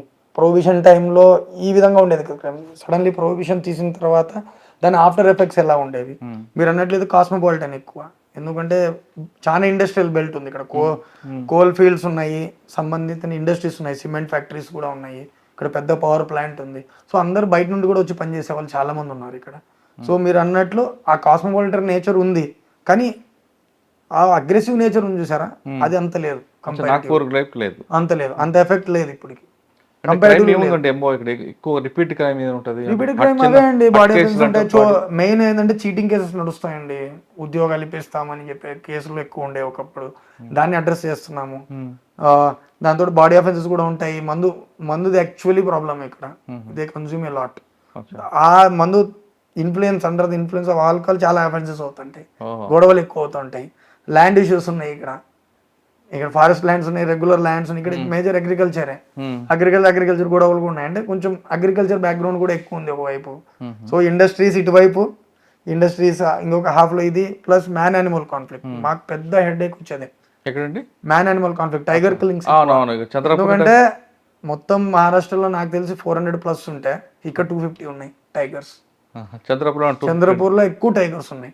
సో టైగర్స్ ఏమవుతున్నాయి, వాళ్ళకి అంటూ ఏ బార్డర్ ఉండదు. విలేజెస్కి వెళ్ళి ఏదైనా, చాలా మందిని ఇప్పుడు కిల్లింగ్స్ కూడా ఎక్కువ అయిపోతున్నాయి మెల్లమెల్లగా. సో రోడ్ మీదకి వచ్చేస్తాయి టైగర్స్, కిల్లింగ్స్ జరుగుతుంటాయి. కిల్లింగ్ జరిగిన తర్వాత post law and order situation ఏదైతే క్రియేట్ అవుతుంటుందో దాన్ని హ్యాండిల్ చేయడం కష్టమవుతుంది. ఎందుకంటే ఫారెస్ట్ డిపార్ట్మెంట్ చూస్తారు కదా, వాళ్ళు కూడా అంటే మానిటర్, వాళ్ళు ఎక్కడ యానిమల్ ని కంట్రోల్ చేయలేరు కదా, మూవ్మెంట్ ని. ఎవరు చనిపోయినా 25 lakhs ఇస్తారండి, కానీ లాస్ ఆఫ్ లైఫ్ ని రీప్లేస్ చేసే వాళ్ళు ఎవరు లేరు కదా. రీసెంట్ గా లెపర్డ్ వచ్చింది, ఒక 6-year-old బాయ్ ని ఎత్తుకొని వెళ్ళిపోయింది. అమ్మ చేతిలో ఉంటే లాక్కొని చంపేసింది. వాళ్ళ ఫీలింగ్ ఎట్లుంటది విలేజ్ లో? వాళ్ళు ఇప్పుడు వాళ్ళ హైలీ ఎమోషనల్ అండి, లాస్ ఆఫ్ లైఫ్ వాళ్ళది, పెయిన్ వాళ్ళది. వాళ్ళకి ఎట్లుంటది, ఇక్కడ మాకు కంచే. ఆబ్వియస్గా వాళ్ళకి ఏమనిపిస్తుంది, అరే డిపార్ట్మెంట్ తప్పు అని ఫస్ట్ డిపార్ట్మెంట్ని కదా టార్గెట్ చేసేది. వాళ్ళ మాట వినే సిచ్యువేషన్లో లేరు. డబ్బులు అనేది ఏంటంటే జస్ట్ ఒక కంటి తుడుపు చర్య నాకు తెలిసినంత. బట్ లాస్ ఆఫ్ లైఫ్ని మళ్ళీ వెనక్కిలేం కదా. ఆ హీట్ ఆఫ్ ది మూమెంట్లో కొంచెం అగ్రెసివ్ అవుతారు. దాన్ని హ్యాండిల్ చేయడం అనేది టఫ్ సిచ్యువేషన్. అలాంటి సిచ్యువేషన్ చాలా ఉన్నాయి చంద్రపూర్లో. ఒకసారి ఇక్కడికే లెపర్డ్ వచ్చింది, సిటీలోకి కూడా ఎంటర్ అయింది. కొన్ని యానిమల్స్ లెపర్డ్ ఎలాంటిదంటే ఇట్ వోంట్ హార్మ్ అడల్ట్స్, బచ్చో అతను హైట్ ఉన్న వాళ్ళు అటాక్ చేస్తారు, దానికి కూడా నేచర్ ఉంది. టైగర్ అనుకోండి, టైగర్ అయిపోతుంది. టైగర్ కిల్లింగ్ ఏంటంటే ఇట్స్ ఇంకా నో మోర్ ఛాన్సెస్ అన్నట్టు. సో బేర్ కూడా వస్తూ ఉంటుంది. సో ఇవన్నీ మాకు ఛాలెంజింగ్ సిచ్యువేషన్స్. సో ఏదైనా కిల్లింగ్స్ అయినాయి అనుకోండి, నెక్స్ట్ ఇమీడియట్గా సిచ్యువేషన్ పబ్లిక్ జమ అవుతుంది. They don't listen to forest department. పోలీసులు అయితే compulsory on spot, because I'm in-charge for tiger cell. ఇక్కడ law and order situation control చేయడానికి ఇన్ఛార్జ్ ఎస్పీ. అర్థమైంది కదా, డిపార్ట్మెంట్ కోఆర్డినేట్ చేయడం. ఫైనల్ గా క్రౌడ్ ని మేనేజ్ చేయాలంటే పోలీసు రావాల్సిందే కింద ఫీల్డ్ లోకి. They are doing their job. Forest department కూడా కొన్ని కంట్రోల్ చేయలేని ఉన్నాయి. ఇప్పుడు యానిమల్స్ ఇంత పెరిగినాయి, కన్జర్వేషన్ మెకానిజం వాళ్ళు సక్సెస్ అయినట్టే కదా. కానీ ఆ కన్జర్వేషన్ తర్వాత మ్యాన్ యానిమల్ కాన్ఫ్లిక్ట్ కూడా సీన్ క్రియేట్ అయింది కదా. వాళ్ళకు జాగా తక్కువ అయిపోయింది కదా, వాళ్ళ పాపులేషన్ జరిగిపోతే నెక్స్ట్ ఎక్కడికి పోతారు యానిమల్స్. సో ఆ విధంగా జరిగిన ఇష్యూస్, అది మేజర్ ఛాలెంజ్ ఉందండి ఇప్పుడు ప్రస్తుతంలో. హైయెస్ట్ ఛాలెంజ్ అదే నడుస్తుంది. అండ్ కమింగ్ ఎలక్షన్స్ ఉన్నాయి, ఇప్పుడు local body elections is the major challenge. Lok Sabha elections చేసాము, తర్వాత అసెంబ్లీ ఎలక్షన్స్ చేసాము, ఇప్పుడు తర్వాత లోకల్ బాడీ ఎలక్షన్స్ ఉన్నాయి, ఎమ్మెల్సీ ఎలక్షన్స్ కూడా. అంటే మొత్తం నా ఎస్పీ పీరియడ్ చంద్రపూర్లో ఇప్పుడు ఎలా అయిపోయిందంటే, అనుకున్నట్లు నేను ఎప్పుడైతే జాయిన్ అయిన మహారాష్ట్రలో అన్ని ఛాలెంజెస్కి ఎక్స్పోజ్ అవుతాను. సో అంటే ఎక్స్పీరియన్స్ అనేది ఇంత గెయిన్ మంచిదే. యాజ్ ఎ కెరీర్గా, యాజ్ ఎ పోలీస్ ఆఫీసర్ అన్ని పనులు చేశానంటే హోలిస్టిక్ అప్రోచ్ అనేది ఎక్స్పీరియన్స్ నాకు దొరుకుతుంది. ఓకే సార్, ఇంకా పోక్సో ఎలా ఉంటుంది? పోక్సో కేసెస్ ఎక్కువే అండి. మీరు కరెక్ట్ సబ్జెక్ట్ తీసుకున్నారు. ఇక్కడ ట్రైబల్ కల్చర్లో తెలిసిన విషయమే, వాళ్ళకంటూ ఏజ్ లిమిట్ ఏమి ఉండదు. అర్లీగా వాళ్ళకుంటూ గోటుల్ సిస్టమ్ అనుకోండి, ఏదైనా కూడా వాళ్ళకు ఒక సిస్టంలో కలిసి ఉండడం, ఇవన్నీ కామన్ ఉంటాయి వాళ్ళకి. కానీ లా ఏం చెప్తుంది, under 18 there is no consent అనే విషయమే లేదండి. అవును, ఒకవేళ మీరు ప్రేమించుకోండి వెళ్ళిపోండి, ఇప్పుడు ఇక్కడ ఏమవుతుంది, ఇద్దరు కలిసి వెళ్ళిపోతారు. అండర్ 18 అయితే it is a violation of law. So elopement sections apply చేయాల్సిందే. పోక్సోలో there is no kind of alternative. మా దగ్గర ఆప్షన్ కూడా ఉండదు, తెలిసిన వెంటనే రిజిస్టర్ చేయాలి. సార్ ఇప్పుడు ఆ ఛాలెంజ్ని కొన్ని ఫ్యామిలీస్ ఏమంటే, మాకు గతంలోంచి మా వంశపారంపర్యంగా వస్తున్న ఇష్యూ అని వాళ్ళు అంటారు. అబ్బాయిని మీరేం చేస్తారంటే తీసుకొచ్చి జూనియర్ హోమ్ పంపిస్తారు. ఆ అమ్మాయి ఏమంటది, నా ఇష్ట ప్రకారం నా హస్బెండ్ ఆమె ఇస్తుంది బిల్డింగ్, కానీ కుదరదు, చట్టం ఒప్పుకోదు. అక్కడ ఆ కమిటీ వాళ్ళందరూ ఫీల్ అవుతారు. మారల్ వర్సెస్ లీగల్ ఫీల్డ్ చెప్తున్నారండి. అవును, దాని ఎలా అంటే చెప్తాను కదండి, ఎవరైతే రిజిస్ట్రేషన్ క్రియేట్ చేశారు వీళ్ళని ఆలోచించకుండానే చేశారా ఇది. ఇప్పుడు ఎవరైతే లా మేకర్స్ ఉన్నారో చాలా ఎక్స్టెన్సివ్ రీసెర్చ్ తర్వాతనే కదా ఈ సిస్టమ్ తీసుకుని వచ్చింది. ఇది కూడా బెనిఫిటే కదా. ఇప్పుడు వాళ్ళ కల్చర్ ఒకటే ఆలోచిస్తున్నారు. బట్ ఆమె ఎమోషనల్గా ఫిజికల్గా ఫిట్ అండర్ 18 ఒక గర్ల్ అనే ఆమె నిజంగా ఫిట్ ఉంటారా? అండర్ 18లోనే ప్రెగ్నెంట్ అయిపోతే ఆమెకు అంత ఎనర్జీ ఉందా? ఉండదు. ఎకనామికల్ స్టెబిలిటీ ఉందా? ఉండదు కదా. అదంతా మీరు చెప్తున్నారు కరెక్టే, కానీ వాళ్ళు మాత్రం లేదు మా ఇష్టం మీకు స్లోగా అలవాటు పడుతున్నారు. They are also able to understand కి ఫైనల్లీ మా కోసం ఎలా అంటే ఇవన్నీ ఎప్పుడవుతాయి, వాళ్ళకు అవేర్నెస్ పెంచాలి. అవేర్నెస్ పరంగా కూడా మేము కూడా ప్రతి స్కూల్ అంటే వాళ్ళు మిమ్మల్ని ఈ పోలీసు మా కోసం ఉంది అని ఓన్ చేసుకునే రోజు వచ్చినప్పుడు ఇది ఉంటుంది. ఆ విధంగా వాళ్ళు మిమ్మల్ని ఓన్ చేసుకునే విధంగా మీ యాక్టివిటీ ఎలా ఉంటుంది? అదే నేను కంటిన్యూ చెప్తున్నాను కదా, 2 అప్రోచ్లు ఉన్నాయండి. ఒకటి మేము వాళ్ళకు ఈ కాయిదా గురించి చెప్పడం, ఇది చాలా సెన్సిటివ్ సబ్జెక్టు, మీరు కూడా అర్థం చేసుకోవాలి. ఇది మీ కల్చర్కి ఊపర్ అంటే మీ కల్చర్కి పైన ఉంది. ఇది లాలో ఇలా చెప్పారు, ఇది అందరికీ యూనిఫామ్గా అప్లికబుల్, మీకు ఒక్కరికే కాదు వీళ్ళందరికీ. ఈ కమ్యూనిటీ ఆ కమ్యూనిటీ కాదు, ఈ కల్చర్ కాదు, అందరికీ కామన్ ఇది. ఇది సో మీరు తెలిసి చేసినా తెలియకపోయి చేసినా తప్పు తప్పే. దీనివల్ల ఏవే ప్రాబ్లమ్స్ ఉన్నాయి అంటే వాళ్ళకి సంజాయించాలి. వీళ్ళకి ఏం చెప్పాలి, ఒక్కసారి రిజిస్టర్ అయితే ఇప్పుడు క్యారెక్టర్ వెరిఫికేషన్ కంపల్సరీ అయింది. రేపు స్కూల్లో కాలేజ్లో అడ్మిషన్ కానీ ఉద్యోగంలో అడ్మిషన్కి కంపల్సరీ అడుగుతున్నారు కదా క్యారెక్టర్ వెరిఫికేషన్. సో మేము అన్ని విధాలుగా వాళ్ళని కౌన్సిలింగ్ చేస్తున్నాం. అరే బాబు క్రాస్ అవ్వద్దు, ఇదేంటి మా టార్గెట్ 14, 15, 16 ఎక్కడైతే స్కూల్స్ ఉన్నాయో హైయర్ ఎడ్యుకేషన్ స్కూల్స్ కాలేజెస్ మాది కంటిన్యూస్గా మావి అవేర్నెస్ క్యాంపెయిన్స్ షురూ అయినాయి. దాంట్లో కూడా మా ఇంప్రూవ్మెంట్ ఏమైందంటే ఫస్ట్ మనం టీచర్స్ని ట్రైన్ చేద్దాం. టీచర్స్ కూడా చెప్పాలి వాళ్ళకి, పోలీసులు ప్రతి ఒక్కసారి వీళ్ళు చెప్పలేరు. సో టీచర్ ట్రైనింగ్ క్యాంప్స్ కూడా తీసుకున్నాం మేము. వాళ్ళకి చెప్పాము ఇది ఇది విషయము. ఎందుకంటే కొన్నిసార్లు వాళ్ళు కూడా వైలేట్ చేస్తారు, టీచర్స్ కూడా తప్పులు చేస్తారు, వాళ్ళకు కూడా తెలుసు. కానీ పోక్సోలో ఒకవేళ నీకు తెలుసు ఇలా జరుగుతుంది తప్పు అని తెలిసి కూడా నువ్వు యాక్షన్ తీసుకోకపోతే నువ్వు కూడా అక్యూజ్డ్ అని.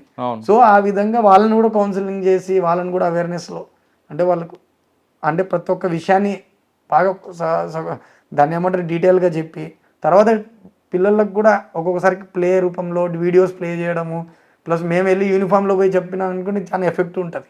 సో ఆ విధంగా చెప్పడం వల్ల కొద్ది రూపం తగ్గుతుంది, కానీ రిపోర్టింగ్ పెరిగింది. ఇంత ముందు కంటే రిపోర్టింగ్ పెరిగిందండి. అది మంచిదే, కానీ మంచిదే కదా, అవేర్నెస్ పెరిగిందని. మనం ఏంటి ఇప్పుడు పోక్సో కేసెస్ పెరుగుతున్నాయని చూస్తున్నాం. ఒకప్పుడు కూడా ఉండేవి అవి, కానీ రిపోర్టింగ్ ఎవరు చేసేవాళ్ళు. ఇప్పుడు రిపోర్టింగ్ కంపల్సరీ అయింది. ఇప్పుడు కంపల్సరీ హాస్పిటల్స్కి వెళ్ళి ఎవరైనా అడ్మిట్ అయ్యారు అనుకోండి, ఇమీడియట్గా పోలీస్కి ఇన్ఫర్మేషన్ వస్తుంది, ఈమె ప్రెగ్నెంట్ అయిందండి, ఈమె ఏజ్ తక్కువ ఉంది, అంతే. Immediate police will approach CWC ఏదైతే చైల్డ్ వెల్ఫేర్ కమిటీ ఉందో వాళ్ళని పిలిపిస్తాము, మీరే మాట్లాడండి, మీరే స్టేట్మెంట్ రికార్డ్ చేయండి. ఎందుకంటే పోలీసులు మాకు కూడా క్లియర్ ఉంది, చైల్డ్ ఫ్రెండ్లీ యాటిట్యూడ్ ఉండాలి. సో యూనిఫామ్లో వెళ్ళలేము మేము.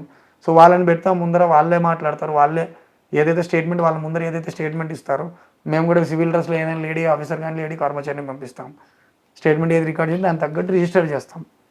మీరు అంటున్నారు కదా ఇది మా మోరల్ ఇది అని, ఇది జ్యుడిషియరీ దగ్గర జరుగుతుందండి, అది నెక్స్ట్ స్టెప్. మా వరకు మేము లా అబైడింగ్ ప్రొఫెషనల్గా జరిగిన ఇన్సిడెంట్ ఇది జరిగింది, దాని తగ్గట్లు మేము ఛార్జ్షీట్ ఫైల్ చేస్తాం.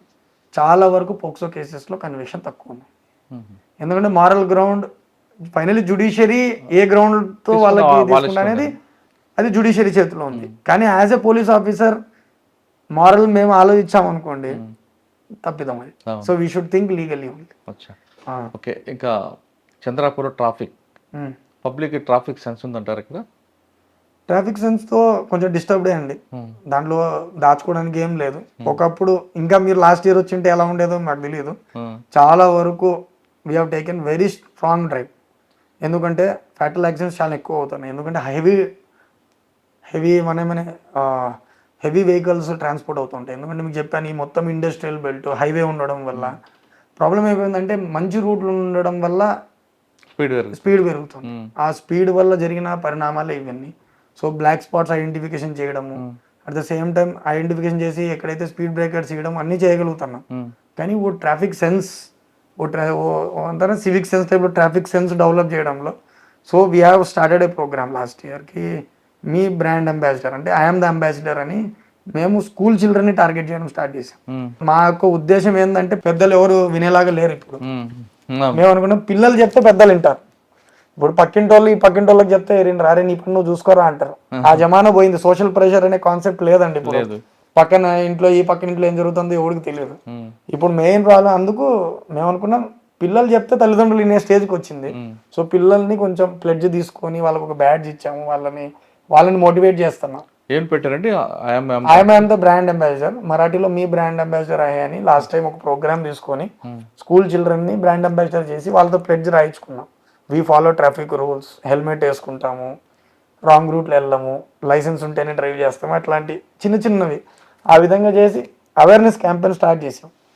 అవేర్నెస్ క్యాంపెయిన్ తోడుది కేసెస్ కూడా పెంచాం, డ్రంక్ అండ్ డ్రైవ్ కేసెస్ పెంచాం. మీరు చెప్పాను కదా ఇక్కడ కొంచెం కన్సంప్షన్ ఎక్కువ, కన్సంప్షన్ చేసిన తర్వాత నడుపుతారు, తప్పు ఎవరిదైనా చిన్న వెహికల్కే పెద్ద మన పెద్ద వెహికల్కి వస్తుంది. పెద్ద వెహికల్కి ఏమవుతుంది, పెద్ద వెహికల్ తప్పు లేకపోయినా చిన్న వెహికల్ కూడా తప్పు చేసినా పెద్దవాడికి ఫైనల్ డ్యామేజ్ చిన్న వెహికల్కే. అవును. ఎందుకనంటే దాంట్లో డ్రైవ్ చేసేవాడు హెల్మెట్ లేదనుకోండి స్పాట్లో వెళ్ళిపోతాడు.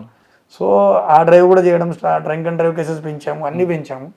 కానీ ఇప్పుడు ట్రాన్సిషన్ ఫేజ్లో ఉంది. వీఆర్ ట్రయింగ్ అవర్ లెవెల్ బెస్ట్కి కంప్లీట్ చేయడానికి. మీరు అన్నది కల్చరల్ ఫ్యాక్టర్ అని, విలేజ్లో ఉంటారు, విలేజ్ వాళ్ళు ఒక ఊరు నుండి ఒక ఊరు పోవాలా, దాని కెపాసిటీ మించి కూర్చుంటారు. అవును. అవన్నీ చేసామనుకోండి సేమ్ అదానే. ప్రతి ఒక్కసారి జరిగేది ఏంటంటే వి ట్రై టు టెల్ దెమ్కి తప్పు ఇది తప్పు ఇది తప్పు అని.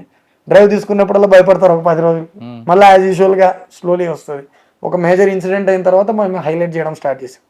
6 మెంబర్స్ ఆన్ స్పాట్ చనిపోయారు ఇలానే. ఆటోలో వెళ్తే రాంగ్ రూట్లో వెళ్ళాడు, తప్పు ఆటో వాళ్ళదే, కానీ మేజర్ హెవీ వెహికల్కి డాష్ ఇచ్చాడు. చెప్పాను కదా ఆటో ఎంత వీక్, అది ఎంత స్ట్రాంగ్. సార్ ఇప్పుడు ఆ కేసులో లారీ మీద కేసు పెట్టారా లేదా ఆటో వాడి మీద పెట్టారు? నేను అతనిది కూడా తప్పు ఉంది, ఎవరిది? డ్రైవర్ది కూడా, అతనిది డ్రైవర్ది కూడా తప్పు ఉంది, వీళ్ళది కూడా తప్పు. ఆయన తప్ప ఉంది, ఆయన రూట్లో ఆయన యాక్చువల్లీ స్పీడ్ పెంచాడు కదా, అది తెలుస్తుంది కదా. అతను స్పీడ్గా వచ్చింది కనపడుతుంది కదా. ఈ షుడ్ హావ్ కంట్రోల్. ఆయన చాలా దూరం ఉన్నాడు, 100 మీటర్స్ దూరంలోనే తెలిసింది అతనికి, కానీ స్టిల్ ఈ కుడెంట్ కంట్రోల్ ఈ స్పీడ్. సో స్పీడ్ లిమిట్ కూడా ఫ్యాక్టర్ ఉంది కదా. తప్పు అయితే జరిగింది, అది స్పీడ్ లేకుండా 40 కిలోమీటర్స్ ఆయన ఆడుకునేవాడు కదా. ఇప్పుడు ప్రాబ్లం ఏమైందంటే డైరెక్షన్స్ ప్రాబ్లం అయింది. అది అక్కడ జరిగిన తప్పిదంలో ఆటో వాడు కూడా తప్పు లేదు, అక్కడ ఏదో రోడ్ రిపేర్ అయితే డైవర్ట్ చేయమని చెప్పారు. కానీ ఇతను కంట్రోల్ చేసుకుండాల్సింది, కంట్రోల్ అవ్వలేదు స్పీడ్ అతనిది. కానీ మా ఉద్దేశం చెప్పడం ఏంటంటే, చూసారా ఈ కెపాసిటీ మించిపోయారు, చూసారు ఏదైనా జరిగితే ఇష్యూ ఎంత పెద్దదవుతుంది. మనం ఎంతసేపటికి పబ్లిక్ కి మంచితో పాటు కొంచెం గట్టిగా కూడా చెప్పాలా, అంటే కొంచెం బెదిరించినట్టు చెప్పాలి. రేపు ఏదైనా అయితే ఎవరు మీ ఫ్యామిలీని చూసుకుండేది. సో ఆ విధంగా మేము కూడా ప్రచారం స్టార్ట్ చేసాం. ఓకే, సైబర్ క్రైమ్ ఫోకస్ ఏంటండి? ఇక్కడ ఉందా చంద్రాపూర్? సైబర్ క్రైమ్ నడుస్తుందండి, దర్ ఇస్ నో డౌట్. ఇక్కడ ఓటీపీ ఫ్రాడ్ నడుస్తుంటది. ఈ మధ్య చాలా వరకు ఇన్వెస్ట్మెంట్ స్కామ్స్ నడుస్తుంది. ఫేక్ ఇన్వెస్ట్మెంట్ పంపిస్తారు, వాళ్ళు ఇన్వెస్ట్ చేస్తుంటారు, కొన్ని రోజులు డబ్బులు ఇస్తారు రిటర్న్స్, తర్వాత ఇంకా అంటే మిమ్మల్ని అట్రాక్ట్ చేస్తూనే ఉంటారు, కంపల్సరీ రిటర్న్స్ వస్తున్నట్టు చూస్తారు. తర్వాత చూస్తే మీరు ఇన్వెస్ట్ చేస్తుంటారు కానీ యాక్చువల్లీ అది రిఫ్లెక్ట్ అవ్వదు, అంటే వీళ్ళు ఏదో ఫేక్ వెబ్సైట్ పెట్టి చేస్తూ ఉంటారు. అలాంటి కేసులు కూడా నడుస్తున్నాయి. ఇప్పుడు ఉద్యోగం ఇప్పిస్తాను అని చెప్పి ఏదైనా లింక్ పంపిస్తారు. ఇది సో అన్ని రకాలుగా ఏదైతే బేసిక్ మీకు అనిపిస్తుందో సైబర్ క్రైమ్ జరిగేవి అవన్నీ నడుస్తున్నాయి. ఓకే, ఓటీ సార్ మీ జిల్లాలో ఆర్గనైజ్డ్ క్రైమ్ ఏముంటుందండి? ఆర్గనైజ్డ్ క్రైమ్లో ఒకప్పుడు అయితే ప్రొవిజన్ ఉండే, ఎప్పుడైతే ప్రొవిజన్ ఉన్నప్పుడు లిక్కర్ మాఫియా స్ట్రాంగ్ ఉండేది. ఇప్పుడు జనవరి ట్రాన్స్పోర్ట్ కూడా నడుస్తుంది. జనవరి ట్రాన్స్పోర్ట్ ఎక్కడెక్కడ నుండి చేసి, ఇప్పుడు మీకు తెలిసి ఇక్కడ it is crime, big crime. ఇక్కడ గో తస్కరీ అనేది పెద్ద క్రైమ్ ఇక్కడ. సో దాంట్లో కూడా నడుస్తుంది. ఇప్పుడైతే పూర్తిగా యాక్షన్ మోడ్లో ఉండడం వల్ల ఏం జరగట్లా. అండ్ శాండ్, ఇప్పుడైతే వర్షాల వల్ల శాండ్ ఏం దొరకట్లేదు, శాండ్ది కూడా పెద్ద మాఫియా నడుస్తుంది ఆర్గనైజ్డ్. కోల్ది గ్యాంగ్ నడిచేది ఒకప్పుడు, కోల్ చోరీ నడిచేది. ఎప్పుడు కోల్కి ఎక్కువ వాల్యూ ఉన్నప్పుడు, ఇప్పుడు వాల్యూ లేదు, కోల్కి వాల్యూ లేదు కాబట్టి తగ్గిపోయింది. ఇది డిమాండ్ అండ్ సప్లై అండి, దేనికి వాల్యూ ఎక్కువ ఉంటే దాంట్లో ఉంటారు. దాని తగ్గట్టు చూసుకుంటే ఇప్పుడైతే ఆర్గనైజ్డ్ క్రైమ్ ఆ విధంగా చూసుకుంటే మేజర్ పాయింట్ లేదు ఆర్గనైజ్డ్ క్రైమ్. ఓకే సార్, ఇక్కడ మీ జిల్లాలో కన్విక్షన్ రేట్ పెంచడానికి మీరు తీసుకున్న యాక్షన్ ఏంటి? కన్విక్షన్ రేట్ అంటే ఓవర్ పీరియడ్ ఆఫ్ ఎక్స్పీరియన్స్ తీసుకొని ఇప్పుడు ఏంటంటే ఫోకస్, కరెక్ట్ టైంకి సాక్షిదారు కానివ్వండి, విక్టిమ్ కానివ్వండి, ఇప్పుడు ట్రయల్ స్టార్ట్ అవుతుంది కోర్టులో, వాళ్ళు ఒక డేట్ ఇస్తారు హీరింగ్కి. ఆ హీరింగ్కి అవైలబిలిటీ ఉండడం చాలా ఇంపార్టెంట్. అవైలబిలిటీతో పాటు వాళ్ళకి బ్రీఫింగ్ చేయాలి. బ్రీఫింగ్ అంటే వాళ్ళకి చెప్పాలి, అరే బాబు నీకు వచ్చింది, నీకు గుర్తుంది. ఎందుకంటే 3-4 ఏళ్ళ తర్వాత వచ్చింది, కొంతమంది గుర్తుండదు కదా. వాళ్ళకి జస్ట్ చెప్పడం, బై రేపు సాక్షి ఉంది అంటే ఫాలోఅప్ తీసుకోవడం. సో బ్రీఫింగ్, ఫాలోఅప్ ఇవన్నీ టయానికి వీళ్ళు రిపోర్ట్ కావడం, లేకపోతే డిఫెన్స్ లాయర్కి అడ్వాంటేజ్ ఉంటుంది. డిఫెన్స్ లాయర్ కూడా బార్ తారీఖు పే తారీఖు తీసుకుంటా ఉంటాడు. ఇప్పుడు కొత్త బిఎన్ఎస్ఎస్లో అది కూడా తీసేస్తారు, ఎక్కువ అర్జున్ చేయకూడదు అని. సో నేనేం చేశానంటే అడాప్షన్ ఆఫ్ కేసెస్ ఇచ్చాను. పోలీస్ స్టేషన్ లెవెల్లో పోలీస్ స్టేషన్ ఇన్ఛార్జ్ 10 కేసులు ఏ దాంట్లో కన్విక్షన్ కంపల్సరీ వస్తుందో, ఇప్పుడు అన్నాను కదా కొన్ని కేసుల్లో కాంప్రమైజ్ అయిపోతారు విక్టిమ్ కానీ ఇది కానీ, పోక్సో కేసెస్లో చాలా వరకు కాంప్రమైజ్ అవుతారు. సో అని చెప్పాను, దేంట్లో మనకు కన్విక్షన్ వస్తుందో దీంట్లో కంపల్సరీ కన్విక్షన్ తీసుకోవడం చాలా అవసరం. ఈ కేసులో కన్విక్షన్ వస్తే నెక్స్ట్ క్రైమ్ తగ్గుతుంది, we can have effect in the society అని. అలాంటి 10 కేసులు పర్ పోలీస్ స్టేషన్ థానేదారు చూస్తాడు. దాని కింద సెకండ్ ఆఫీసర్ కూడా 10 కేసులు, ఎస్డిపిఓ డివైఎస్పీ ర్యాంక్ అతనికి సెషన్ కమిటీ కేసెస్ 10 కేసులు తీసుకోవాలి డివిజన్లో, అతని సబ్ డివిజన్లో ఎంత ఉన్నాయి కేసులు. సో ఇవన్నీ monitor in-charge additional SP. And court పైరవీ ఉంటాడు, ఎవరైతే మ్యాక్సిమం ఆ నుండి సమ్మన్స్ వారెంట్స్ కానీ డేట్స్ కానీ అండ్ డైలీ మానిటర్ చేస్తుంటాడు, సాక్షులు ప్రాపర్గా అవుతున్నాయి లేదా, ఇవన్నీ సెషన్ కేసెస్ మానిటర్ చేస్తున్నాం. జేఎంఎఫ్సి కేసెస్ ఎస్డిపిఓ మానిటర్ చేస్తున్నాడు. కానీ ఈ స్పెషల్ కేసెస్ ఫోకస్ చేసి పర్సంటేజ్ని ఎలా పెంచాలి. ఏకదమ్న మేము 10% ఇప్పుడు నడుస్తుంది అనుకోండి, ఏకదం 50% అవ్వడం కష్టం. మేము అనుకున్న గ్రాడ్యువల్గా ఇంప్రూవ్ చేయాలంటే మన దగ్గర సిస్టమ్ కరెక్షన్ ఎలా జరగాలి. సో అందుకు అడాప్షన్ దత్తత తీసుకోమన్నా 10 కేసులు, దేంట్లో కంపల్సరీ కన్విక్షన్ వస్తుంది, దాంట్లో కంపల్సరీ కన్విక్షన్ రావాలా, నువ్వే మానిటర్ చేయాలా, నువ్వే మాట్లాడాలా. సో పిల్లలకి దత్తత తీసుకున్నట్టు కేసులు దత్తత తీసుకున్నామండి, తప్పలేదు. ఎందుకంటే కన్విక్షన్ రావడానికి పోలీసులది ఒకటే ఒక రోల్ కాదండి, పోలీసు ప్రాసిక్యూషన్ జ్యుడిషియరీ కూడా.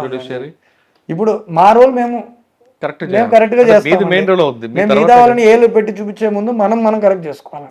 అది మేము అనుకునేది. ప్రతిసారి అరే జడ్జి అలానే ఇస్తాడు, జడ్జి సరిగ్గా ఉండడం లేదు, తప్పులు పక్కన వాళ్ళని పట్టడం ఎందుకు, మన దగ్గర తప్పులు కాబట్టి మన దగ్గర తప్పులు ఉంటే కరెక్ట్ చేసుకో. కానీ కొన్ని కేసులు హాస్టల్ అయిపోతుంటారు కదండి, మరి అప్పుడు అడాప్ట్ తీసుకున్న ఉపయోగం ఉంటుంది. అడాప్ట్ అందుకే కదా ఏ కేసులో వస్తాయో అలాంటి, అంటే కొంచెం కేసు ఇది స్ట్రాంగ్ ప్రాపర్ గా ఇన్వెస్టిగేషన్ అయింది, దీనిలో మన ఎవిడెన్స్ స్ట్రాంగ్ ఉన్న కేసులు ఉన్నాయి, దాంట్లో నువ్వు కన్విక్షన్. ప్లస్ కొంతమంది క్రిమినల్స్ ఉంటారు, ఇలాంటి కొన్ని సెన్సిటివ్ కేసెస్ అయి ఉంటాయి ప్రీవియస్ 4-5 years లో, కొన్ని సెన్సిటివ్ కేసెస్. దీంట్లో మనం we should be very serious, it will have impact in society. ఎందుకంటే అప్పట్లో మీడియాలో హైలైట్ అయింది, సొసైటీలో కొంతమంది ప్రొటెస్ట్ కూడా చేసి ఉంటారు. అలాంటి కేసుల్లో మనం we should be very active. అంటే మన పబ్లిక్ చెప్పాలి, అక్కడే కదా పోలీసు మీద గౌరవం పెరిగేది, విశ్వాసం పెరిగేది. సో అందుకు వాళ్ళకి చెప్పింది స్టడీ చేసిన కేసులు ఆల్రెడీ దాన్ని తీసుకొని అడిషనల్ ఎస్పీస్ మానిటరింగ్ కేసెస్, దాంట్లో కూడా ఏదో ఒక బెనిఫిట్ ఆఫ్ డౌట్ ఉంటే తప్ప కేసులు పోకూడదు. ఓకే. సో అట్లా అడాప్షన్ కేసెస్ సార్ సాధారణంగా యూనిట్ ఆఫీసర్ గ్రీవెన్స్ కింద మంత్లీ వీక్లీ వన్స్ పెడతారు. మరి సుదర్శన్ గారు ఎందుకు వారానికి 2 ఇచ్చారండి? చూడండి, నేను చాలా వరకు బిలీవ్ చేసేది బేసిక్ పోలీసింగ్. మన మెయిన్ ఫస్ట్లో బేసిక్ పోలీసింగ్ కాన్సెప్ట్ ఏంటి, ఎందుకు వస్తారు ఒక కంప్లైంట్ మన దగ్గర జస్టిస్ కోసం. నేను అబ్జర్వ్ చేసింది ఏంటి అని అంటే, ఫస్ట్ మనం ఎలా అడ్రస్ చేస్తున్నాం, ఒక్కొక్క గ్రీవెన్స్ ప్రాపర్గా అడ్రస్ ఎందుకు అవ్వట్లేదు, ఎందుకు పోలీస్ స్టేషన్కి వెళ్ళకుండా డైరెక్ట్ ఎస్పీ ఆఫీస్కి ఎందుకు వస్తున్నారు, దీంతో స్టార్ట్ అయింది. ప్లస్ పెండెన్సీ పెరుగుతుంది, లేదు ఇదేదో ఇక్కడ తప్పు జరుగుతుంది, నా దగ్గరకు వచ్చేటప్పుడు ఒక వర్షం జరుగుతుంది. నేను ఎప్పుడైతే దాని గురించి ఎంక్వైరీ చేయడం స్టార్ట్ చేశాను, అప్పుడు దాని యొక్క అల్లగ వర్షన్ వినపడుతుంది. అప్పుడు డిసైడ్ చేశాను వీళ్ళు ఇంత ట్రావెల్ చేయకూడదు, ఫస్ట్ వాళ్ళ energy time our main police image. So దీన్ని ఎట్లా మార్చాలనే దాంట్లోనే డిసైడ్ అయ్యాను. ఇంత పెద్ద జిల్లాలో బ్రహ్మపూరి నుండి ఇక్కడ రావడానికి 2.5 గంట పడుతుందండి, 2.5 గంట పడుతుంది. వాళ్ళు ఇంత ట్రావెల్ చేసి నన్ను కలవడానికి ఎందుకు వస్తున్నారు? ఒకటి ఏదో బాధతో వస్తారు, ఎక్కడో అన్యాయం జరిగింది అంటే మన దగ్గర నీచే లెవెల్లో అడ్రస్ అవ్వట్లేదు అంటే మన వాళ్ళు చేస్తున్నారు కానీ అతనికి రీచ్ అవ్వట్లేదు అంటే మనం సరిగ్గా చేస్తున్నామని. సో అప్పుడు డిసైడ్ అయ్యాను, అట్లీస్ట్ మనం ఎక్కువసేపు మనం ఇంటరాక్ట్ అవ్వాలి పబ్లిక్తో అని. సో అదే కారణంతో గ్రీవెన్స్ రిడ్రెసల్ అని, తక్రార్ నివారణ దిన్ అని ఒక మామూలు వీక్లీ వన్స్ ఉండేది. నేను దాన్ని ట్యూస్డే అని ఫ్రైడే 2 రోజులు పెట్టాను వీక్ డేస్లో. ప్రతి డేలో నేనే క్యాలెండర్ రిలీజ్ చేస్తాను, నేనే చార్ట్ చూస్తాను ఎక్కడెక్కడ పెండెన్సీ ఉందని. నేను ఒక పోలీస్ స్టేషన్ విజిట్ చేస్తాను, అడిషనల్ ఎస్పీ ఒక విజిట్ చేస్తాడు, ఎస్డిపిఓస్కి వాళ్ళ డివిజన్లో ఒక పోలీస్ స్టేషన్ విజిట్ చేయమంట. సో అవి వదిలిపెట్టి సంబంధిత పోలీస్ స్టేషన్ వాళ్ళు ఆ రోజు పిలిపించాలి, ఒక రోజు ముందు అందరినీ పిలిపిస్తాడు. ఏవైతే పెండింగ్ ఉన్నాయో వాళ్ళందరూ రావాలి, ఆ రోజు వచ్చి కూర్చొని వాళ్ళు చెప్తారు సార్ నా కేసు ఏమైందని. సో మేము సీనియర్ ఆఫీసర్స్ కూడా వెళ్ళి చూసినప్పుడు చూస్తాం యాక్చువల్గా మా వాళ్ళు ప్రాపర్గా దీన్ని హ్యాండిల్ చేస్తున్నారు లేదా గ్రీవెన్స్ని వాళ్ళు ఓపెన్గా చెప్తారు. సార్ ఇది ఇలా ఏం సార్ ఇది వినట్లేదు, ఈ విషయము చౌకసి అవ్వలేదు, ఇది చాలా రోజుల నుండి పెండింగ్ ఉంది అని.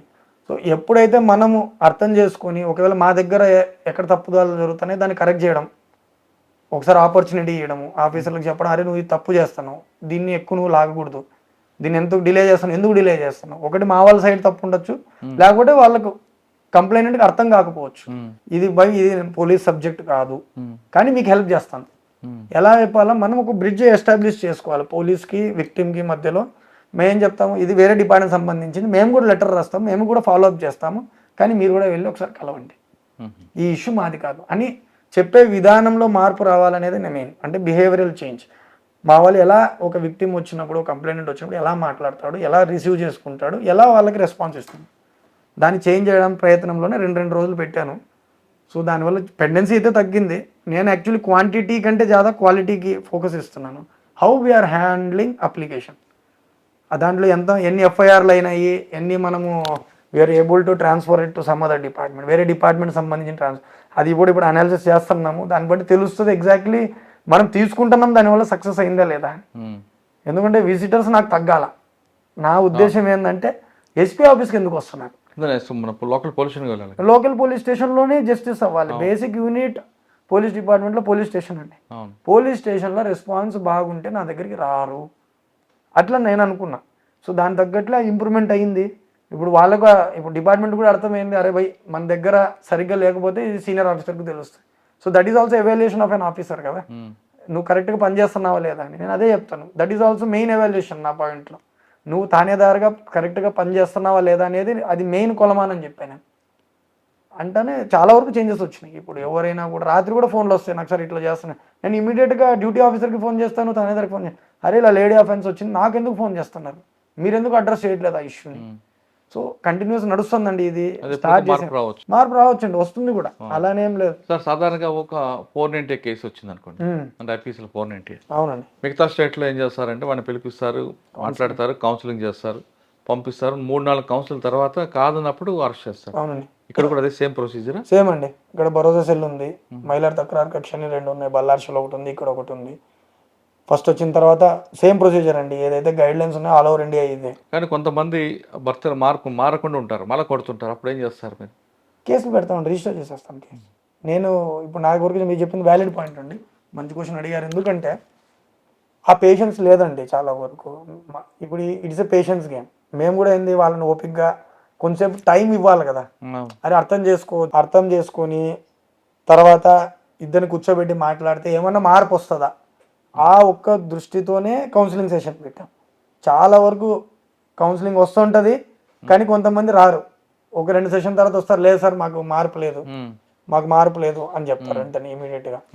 సో ఇమీడియట్గా మార్పు లేదు అని అన్న వెంటనే ఏం చేస్తాం, ప్లస్ కాంప్రమైజ్ అవుతారు, మళ్ళీ వెళ్ళిన తర్వాత మళ్ళీ గొడవలు పడతారు. అప్పుడు ఏమవుతారు, లేదండి మాకు లేదు, we want to go with offence అని 2 సార్లు చెప్పి చూస్తాము, మ్యాక్సిమం చూడండి, లేదని అంటే అఫెన్స్ రిజిస్టర్ చేస్తాం. ట్రై అయితే చేస్తాము, అంటే వాళ్ళని విడగొట్టకుండా ఉండడానికి ఎక్కువ ట్రై చేస్తాం, మ్యాక్సిమం ట్రై చేస్తాం. ఆ విధంగా అయ్యే వాళ్ళు ఉన్నారా? ఉన్నారండి, ఉన్నారు.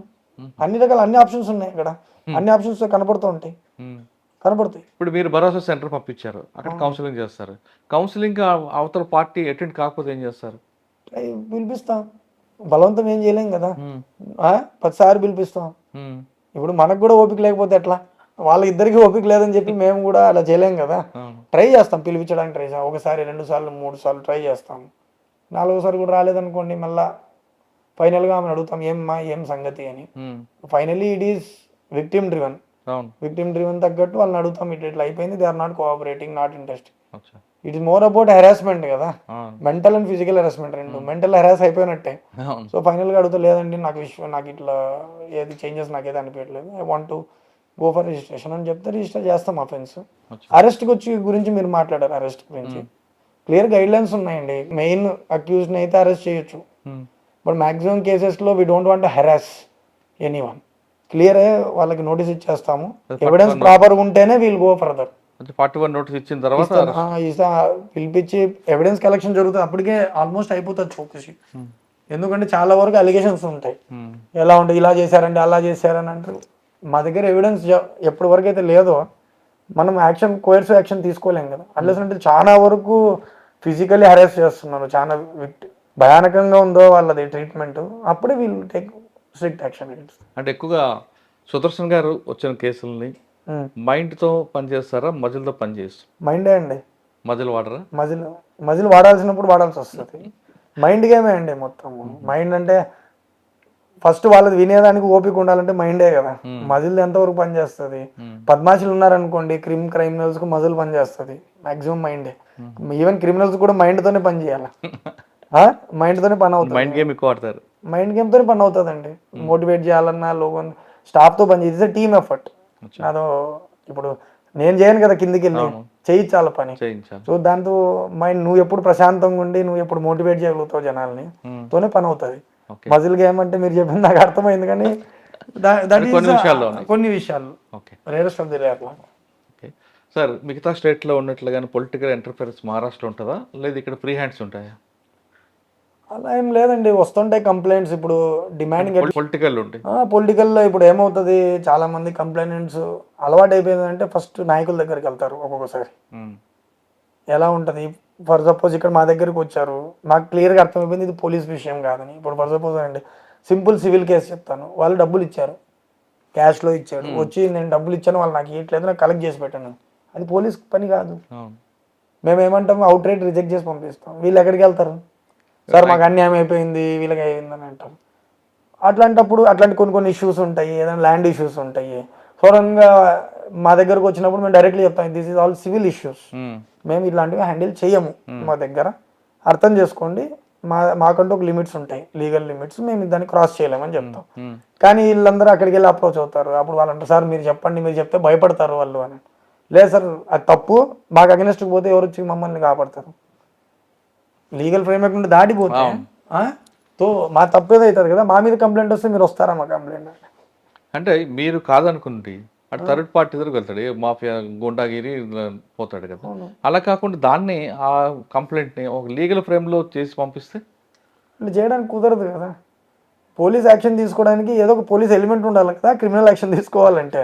క్రైమ్ బెదిరిస్తే కేసు అయిపోతుంది. మీరు చెప్పినట్లు ఆ విధంగా కంప్లైంట్ తెచ్చిచ్చారు అనుకోండి, మీరు అన్నట్లు ఫైన్ లైన్ అండి ఇది. సివిల్ క్రిమినల్ అవ్వడానికి పెద్ద లేదు. వాళ్ళు వచ్చి నేను డబ్బులు అడగడానికి పోతే నన్ను బెదిరించాడు అని అన్నాడు అనుకోండి, చాలు, బెదిరించినాడంటే ఎన్సీ కేసు అవుతుంది, నాన్ కాకి. లేదు నన్ను చాక్ చూపించి బెదిరించాడు, నన్ను కిడ్నాప్ చేస్తాము, ఇలాంటి ఫైన్ లైన్ ఉంటాయి. తెలివి ఉన్న వాళ్ళు తెలివి ఉపయోగించి ఏదో రకంగా రాసుకొని వస్తారు, కానీ ఫైనల్గా మేమైతే ఎంక్వైరీ చేయాలి కదా. రిజిస్ట్రేషన్ మాకు అర్థమైపోతుంది ఇది కావాలని చేస్తున్నారు ఏదని. ఒకవేళ అటువంటి దీంట్లో మీకు పొలిటికల్ లీడర్స్ ఎవరు కానీ ఎవరైనా మనోడే చూడండి అంటారు, కానీ మా లీగల్ ఫ్రేమ్లో చేయలేమని అన్నప్పుడు మరి ఎందుకంటే మీరు మాకని మీకు ప్రెజర్ ఇవ్వడం కానీ లేదా ట్రాన్స్ఫర్ చేస్తాను వార్నింగ్లో నడు చేస్తుంటారు? అట్లే ఉండదండి. ఇప్పుడు వాళ్ళకి కూడా ప్రెషర్ ఎట్లుంటుంది, దే ఆర్ ఆల్సో లీడర్స్. వాళ్ళు కూడా ఏంటంటే చెప్తారు, అరే నేను ఎస్పీ సార్ అందరి ముందర చెప్తారు, నేను సార్కి చెప్పాను ఒకసారి కలవండి, ఒకసారి వాళ్ళకి చెప్పేది కూడా చెప్తాను. వాళ్ళు రిక్వెస్టింగ్ వేలోనే అడుగుతారు, సార్ ఒకసారి పంపిస్తాను వాళ్ళది, ఒకసారి వినండి చూడండి సార్ అని అంటారు. సరే పంపించండి సార్ మేము చూస్తాము అని అంటాం, అంతే. ఇది ఎలా అయిపోతుందంటే పొలిటికల్ వాళ్ళకి కూడా వాళ్ళకి ఇన్సెక్యూరిటీ, వాళ్ళకి ప్రెషర్ ఉంది. సో వాళ్ళు ఏం చేస్తారు, మాకు చెప్తారు ఒకసారి చూడండి, ఏమన్నా హెల్ప్ చేయగలుగుతారా దీంట్లో అంటే ఏమంటాము, వాళ్ళకి కూడా రెస్పెక్ట్ ఇవ్వాలి, పంపించండి sir we will address the issue అని అంటాం. సో అలానే నడుస్తుంటుంది. ప్రెషర్ అయితే అట్లాంటిది ఈ స్పెసిఫిక్గా ఏముంటుంది, కొన్ని ఇష్యూస్లో వస్తాయి, వాళ్ళకు ఫీడ్బ్యాక్ వచ్చేది ఒక రకంగా ఉంటుంది. ఇప్పుడు మా దగ్గర ఒకటి చెప్తారు, వాళ్ళ దగ్గర ఇంకోలాగా చెప్తారు అనుకోండి, ఆ కమ్యూనికేషన్ గ్యాప్ని ఫోన్లో ఏమని చెప్తే మళ్ళీ వాళ్ళకి లేదు సార్ ఈ విధంగా తప్పు, ఇది ఈ విధంగా జరిగిందని అది అడ్జస్ట్మెంట్ చేయడమే, అంతకంటే ఏం లేదు. సార్ ఇప్పుడు south India, north India civil service అనేది ఆల్ ఇండియా సర్వీస్, కానీ ఇక్కడ అటువంటి కాంప్లెక్స్ కనిపిస్తుంటుందా? నేనైతే ఆల్మోస్ట్ మహారాష్ట్ర లాగానే ఫీల్ అవుతానండి వాస్తవానికి. ఇట్ ఈస్ మోర్ కాంప్లికేటెడ్ నా ఉండడం అంటే. ఇప్పుడు ఏమన్నా ఇక్కడికి వచ్చిన తర్వాత ఆల్మోస్ట్ లైక్ మహారాష్ట్రనే అయిపోయినట్లే, చాలా తక్కువ వెళ్తాం ఇప్పుడు ఊర్లకి, అన్లెస్ అంటే ఏదైనా ఈవెంట్ ఉంటే తప్ప. ఇప్పుడు అన్ని ఫెస్టివల్స్ వీళ్ళతో పాటు సెలబ్రేషన్ అన్ని చేస్తున్నాము. ఉండిండొచ్చు, ఓ అంటదా కర్మభూమిలాగా అయిపోయింది అంతే, పుట్టింది అక్కడ పెరిగింది ఇక్కడ లాగా టైప్ అయిపోయినట్టే. సో ఇప్పుడు నా పిల్లలందరూ ఇదే కల్చర్లో బతుకుతున్నారు. ఆ కాంపిటీషన్ సౌత్ ఇండియన్ అట్లాంటిది ఏం లేదండి, ఆల్ ఇండియా సర్వీస్. వాళ్ళు సపోర్ట్ చేస్తారా మీకు? Subordinates they respect the service కదా. So how you behave matters most అండి. నువ్వు పని సంబంధించే మాట్లాడి, పని సంబంధించే వాళ్ళకి రివార్డ్స్ కానీ పనిష్మెంట్ ఇస్తే ప్రతి ఒక్కరు యాక్చువల్లీ డిపార్ట్మెంట్లో ఇంత లాయల్టీ ఉంటుంది వేరే డిపార్ట్మెంట్లో నాకైతే కనపడలేదు. ఆ లాయల్టీ పోలీస్ డిపార్ట్మెంట్లోనే ఉంది. అది గడ్చిరోలిలో పనిచేయడం వల్ల ఇంకా అర్థమైంది హౌ మచ్ మీరెంత హంబుల్గా హ్యూమిలిటీతో బతకాలా, ఎంతమంది నువ్వు దగ్గరుండి తీసుకెళ్ళాలి, అంటే కలిసికట్టుగా పనిచేయడం ఎలా నేర్చుకోవాలనేది అక్కడ నుండి నేర్చుకునింది. ఎందుకంటే అక్కడ నీకోసం ప్రాణాలు ఇవ్వడానికైనా రెడీ స్టాఫ్. అది అది ఇక్కడ కూడా అప్లై చేసామనుకోండి వీళ్ళు కూడా చేస్తారు. ఇట్ ఈస్ ఓన్లీ అబౌట్ నువ్వు ఎలా వాళ్ళని నడిపిస్తావు అనేది మ్యాటర్ అంతే. సార్ ఫైనల్ గా చెప్పండి సార్, ఈ డిపార్ట్మెంట్ రావాలనుకున్న వాళ్ళకి మీరు ఇచ్చే మెసేజ్ ఏంటి? పోలీస్ డిపార్ట్మెంట్ నేను చెప్పాల్సింది ఒకటే అండి, చాలా మంది చాలా పెయిన్తో వస్తారు మీ దగ్గరికి. మీరు దాన్ని ఓపిక్గా విని సాల్వ్ చేసే కెపబిలిటీస్ ఉండి వాళ్ళకి హెల్ప్ చేయగలుగుతాను అనుకుంటేనే రండి. అంతేనే ఓన్లీ జస్ట్ పవర్ చూపిద్దాము, మీరు ఇందాక అన్నారు మజిలా మైండా అన్నట్లు, అది కాదండి గేమ్. పోలీస్ డిపార్ట్మెంట్ అనేది మీరు జస్టిస్ చేయగలిగే డిపార్ట్మెంట్, న్యాయం చేయగలిగే డిపార్ట్మెంట్. ఎవరైనా ఒక విక్టిమ్ వస్తే ఇమీడియట్గా దాంట్లో యాక్షన్ ఏం తీసుకుంటారు, ఇమీడియట్ యాక్షన్ తీసుకోవడం చాలా అవసరం. దీనివల్ల మీరు ఇమేజ్ బిల్డ్ చేసుకోవచ్చు. అంటే సిస్టమ్ మీద నమ్మకం పెంచడానికి పోలీస్ డిపార్ట్మెంట్ అనేది ఒక వారధి. సో నాకు అనిపించేది మీరు సర్వీస్ చేయాలా, నిజంగా హోల్ హార్టెడ్గా సర్వీస్ చేయాలనుకుంటే, పేదలకు కానీ ఎవరైనా కూడా విక్టిమ్స్కి హెల్ప్ చేయాలంటే this is the best department. ఆ మైండ్ సెట్ ఉంటేనే రండి. లేదు పవరే ఎంజాయ్ చేయాలా, పవరే చూపించాలనుకుంటే ఐ డోంట్ థింక్ ఆ కాలం కాదండి ఇప్పుడు. This times are changing, people expectations కూడా పెరిగిపోయినాయి. They are more aware compare to previous years. వాళ్ళకు కూడా ఎక్స్పెక్టేషన్స్ ఉన్నాయి, మాకు ఇది వాళ్ళకు కూడా తెలుసు ఏం చేయాలి ఏం చేయకూడదు. కానీ మీ ఇంటెన్షన్ కరెక్ట్గా ఉండి సర్వీస్ చేయాలని అనుకుంటే this is the best department. అదే మైండ్ సెట్తో వస్తే దిస్ ఈస్ ద ఏమంటారు best opportunity to serve the people. Police స్టేషన్కి వచ్చిన వాళ్ళ పట్ల ఎంపతితో మాట్లాడి ఓపికగా వినే వాళ్ళు మాత్రమే ఈ డిపార్ట్మెంట్ రండి అంటున్నారు సుదర్శన్ గారు. వచ్చిన వాళ్ళకి మీరు మీ పవర్ చూపిస్తాను, మజల్ పవర్ చూపిస్తాను అని రోజులు పోయాయి. ఇప్పుడు పోలీసుల మీద ఎక్స్పెక్టేషన్ కూడా పబ్లిక్ ఎక్కువ పెరిగింది కాబట్టి వచ్చిన వాళ్ళ పట్ల వచ్చిన బాధితుడు మన కుటుంబ సభ్యుడు అనే విధంగా మాట్లాడితే ఖచ్చితంగా ఆ పెయిన్ అక్కడే సగం 50% పోతుంది అనే విషయాన్ని గుర్తుంచుకునే వాళ్ళు రావాలి మాత్రం రండి. కానీ డబ్బుల కోసమో పవర్ ఎంజాయ్ కోసం అయితే ఈ డిపార్ట్మెంట్ అని సుదర్శన్ గారు చెప్తున్నారు. ఇది ఈ వారం సుదర్శన్ గారితో ఎక్స్క్లూజివ్ ఇంటర్వ్యూ. వచ్చే వారం మరో గెస్ట్తో మళ్ళీ కలుద్దాం. అంతవరకు నమస్తే. థ్యాంక్ యూ అండి. Thank you very much. All the best. Thank you. iDreams, this Police Diaries is something very, very valuable towards that. I must really appreciate Murali, your insights. iDreams founder and CEO చిన్న వాసుదేవ్ రెడ్డి గారితో Muralidhar crime stories చాలా famous అయిపోయినావు.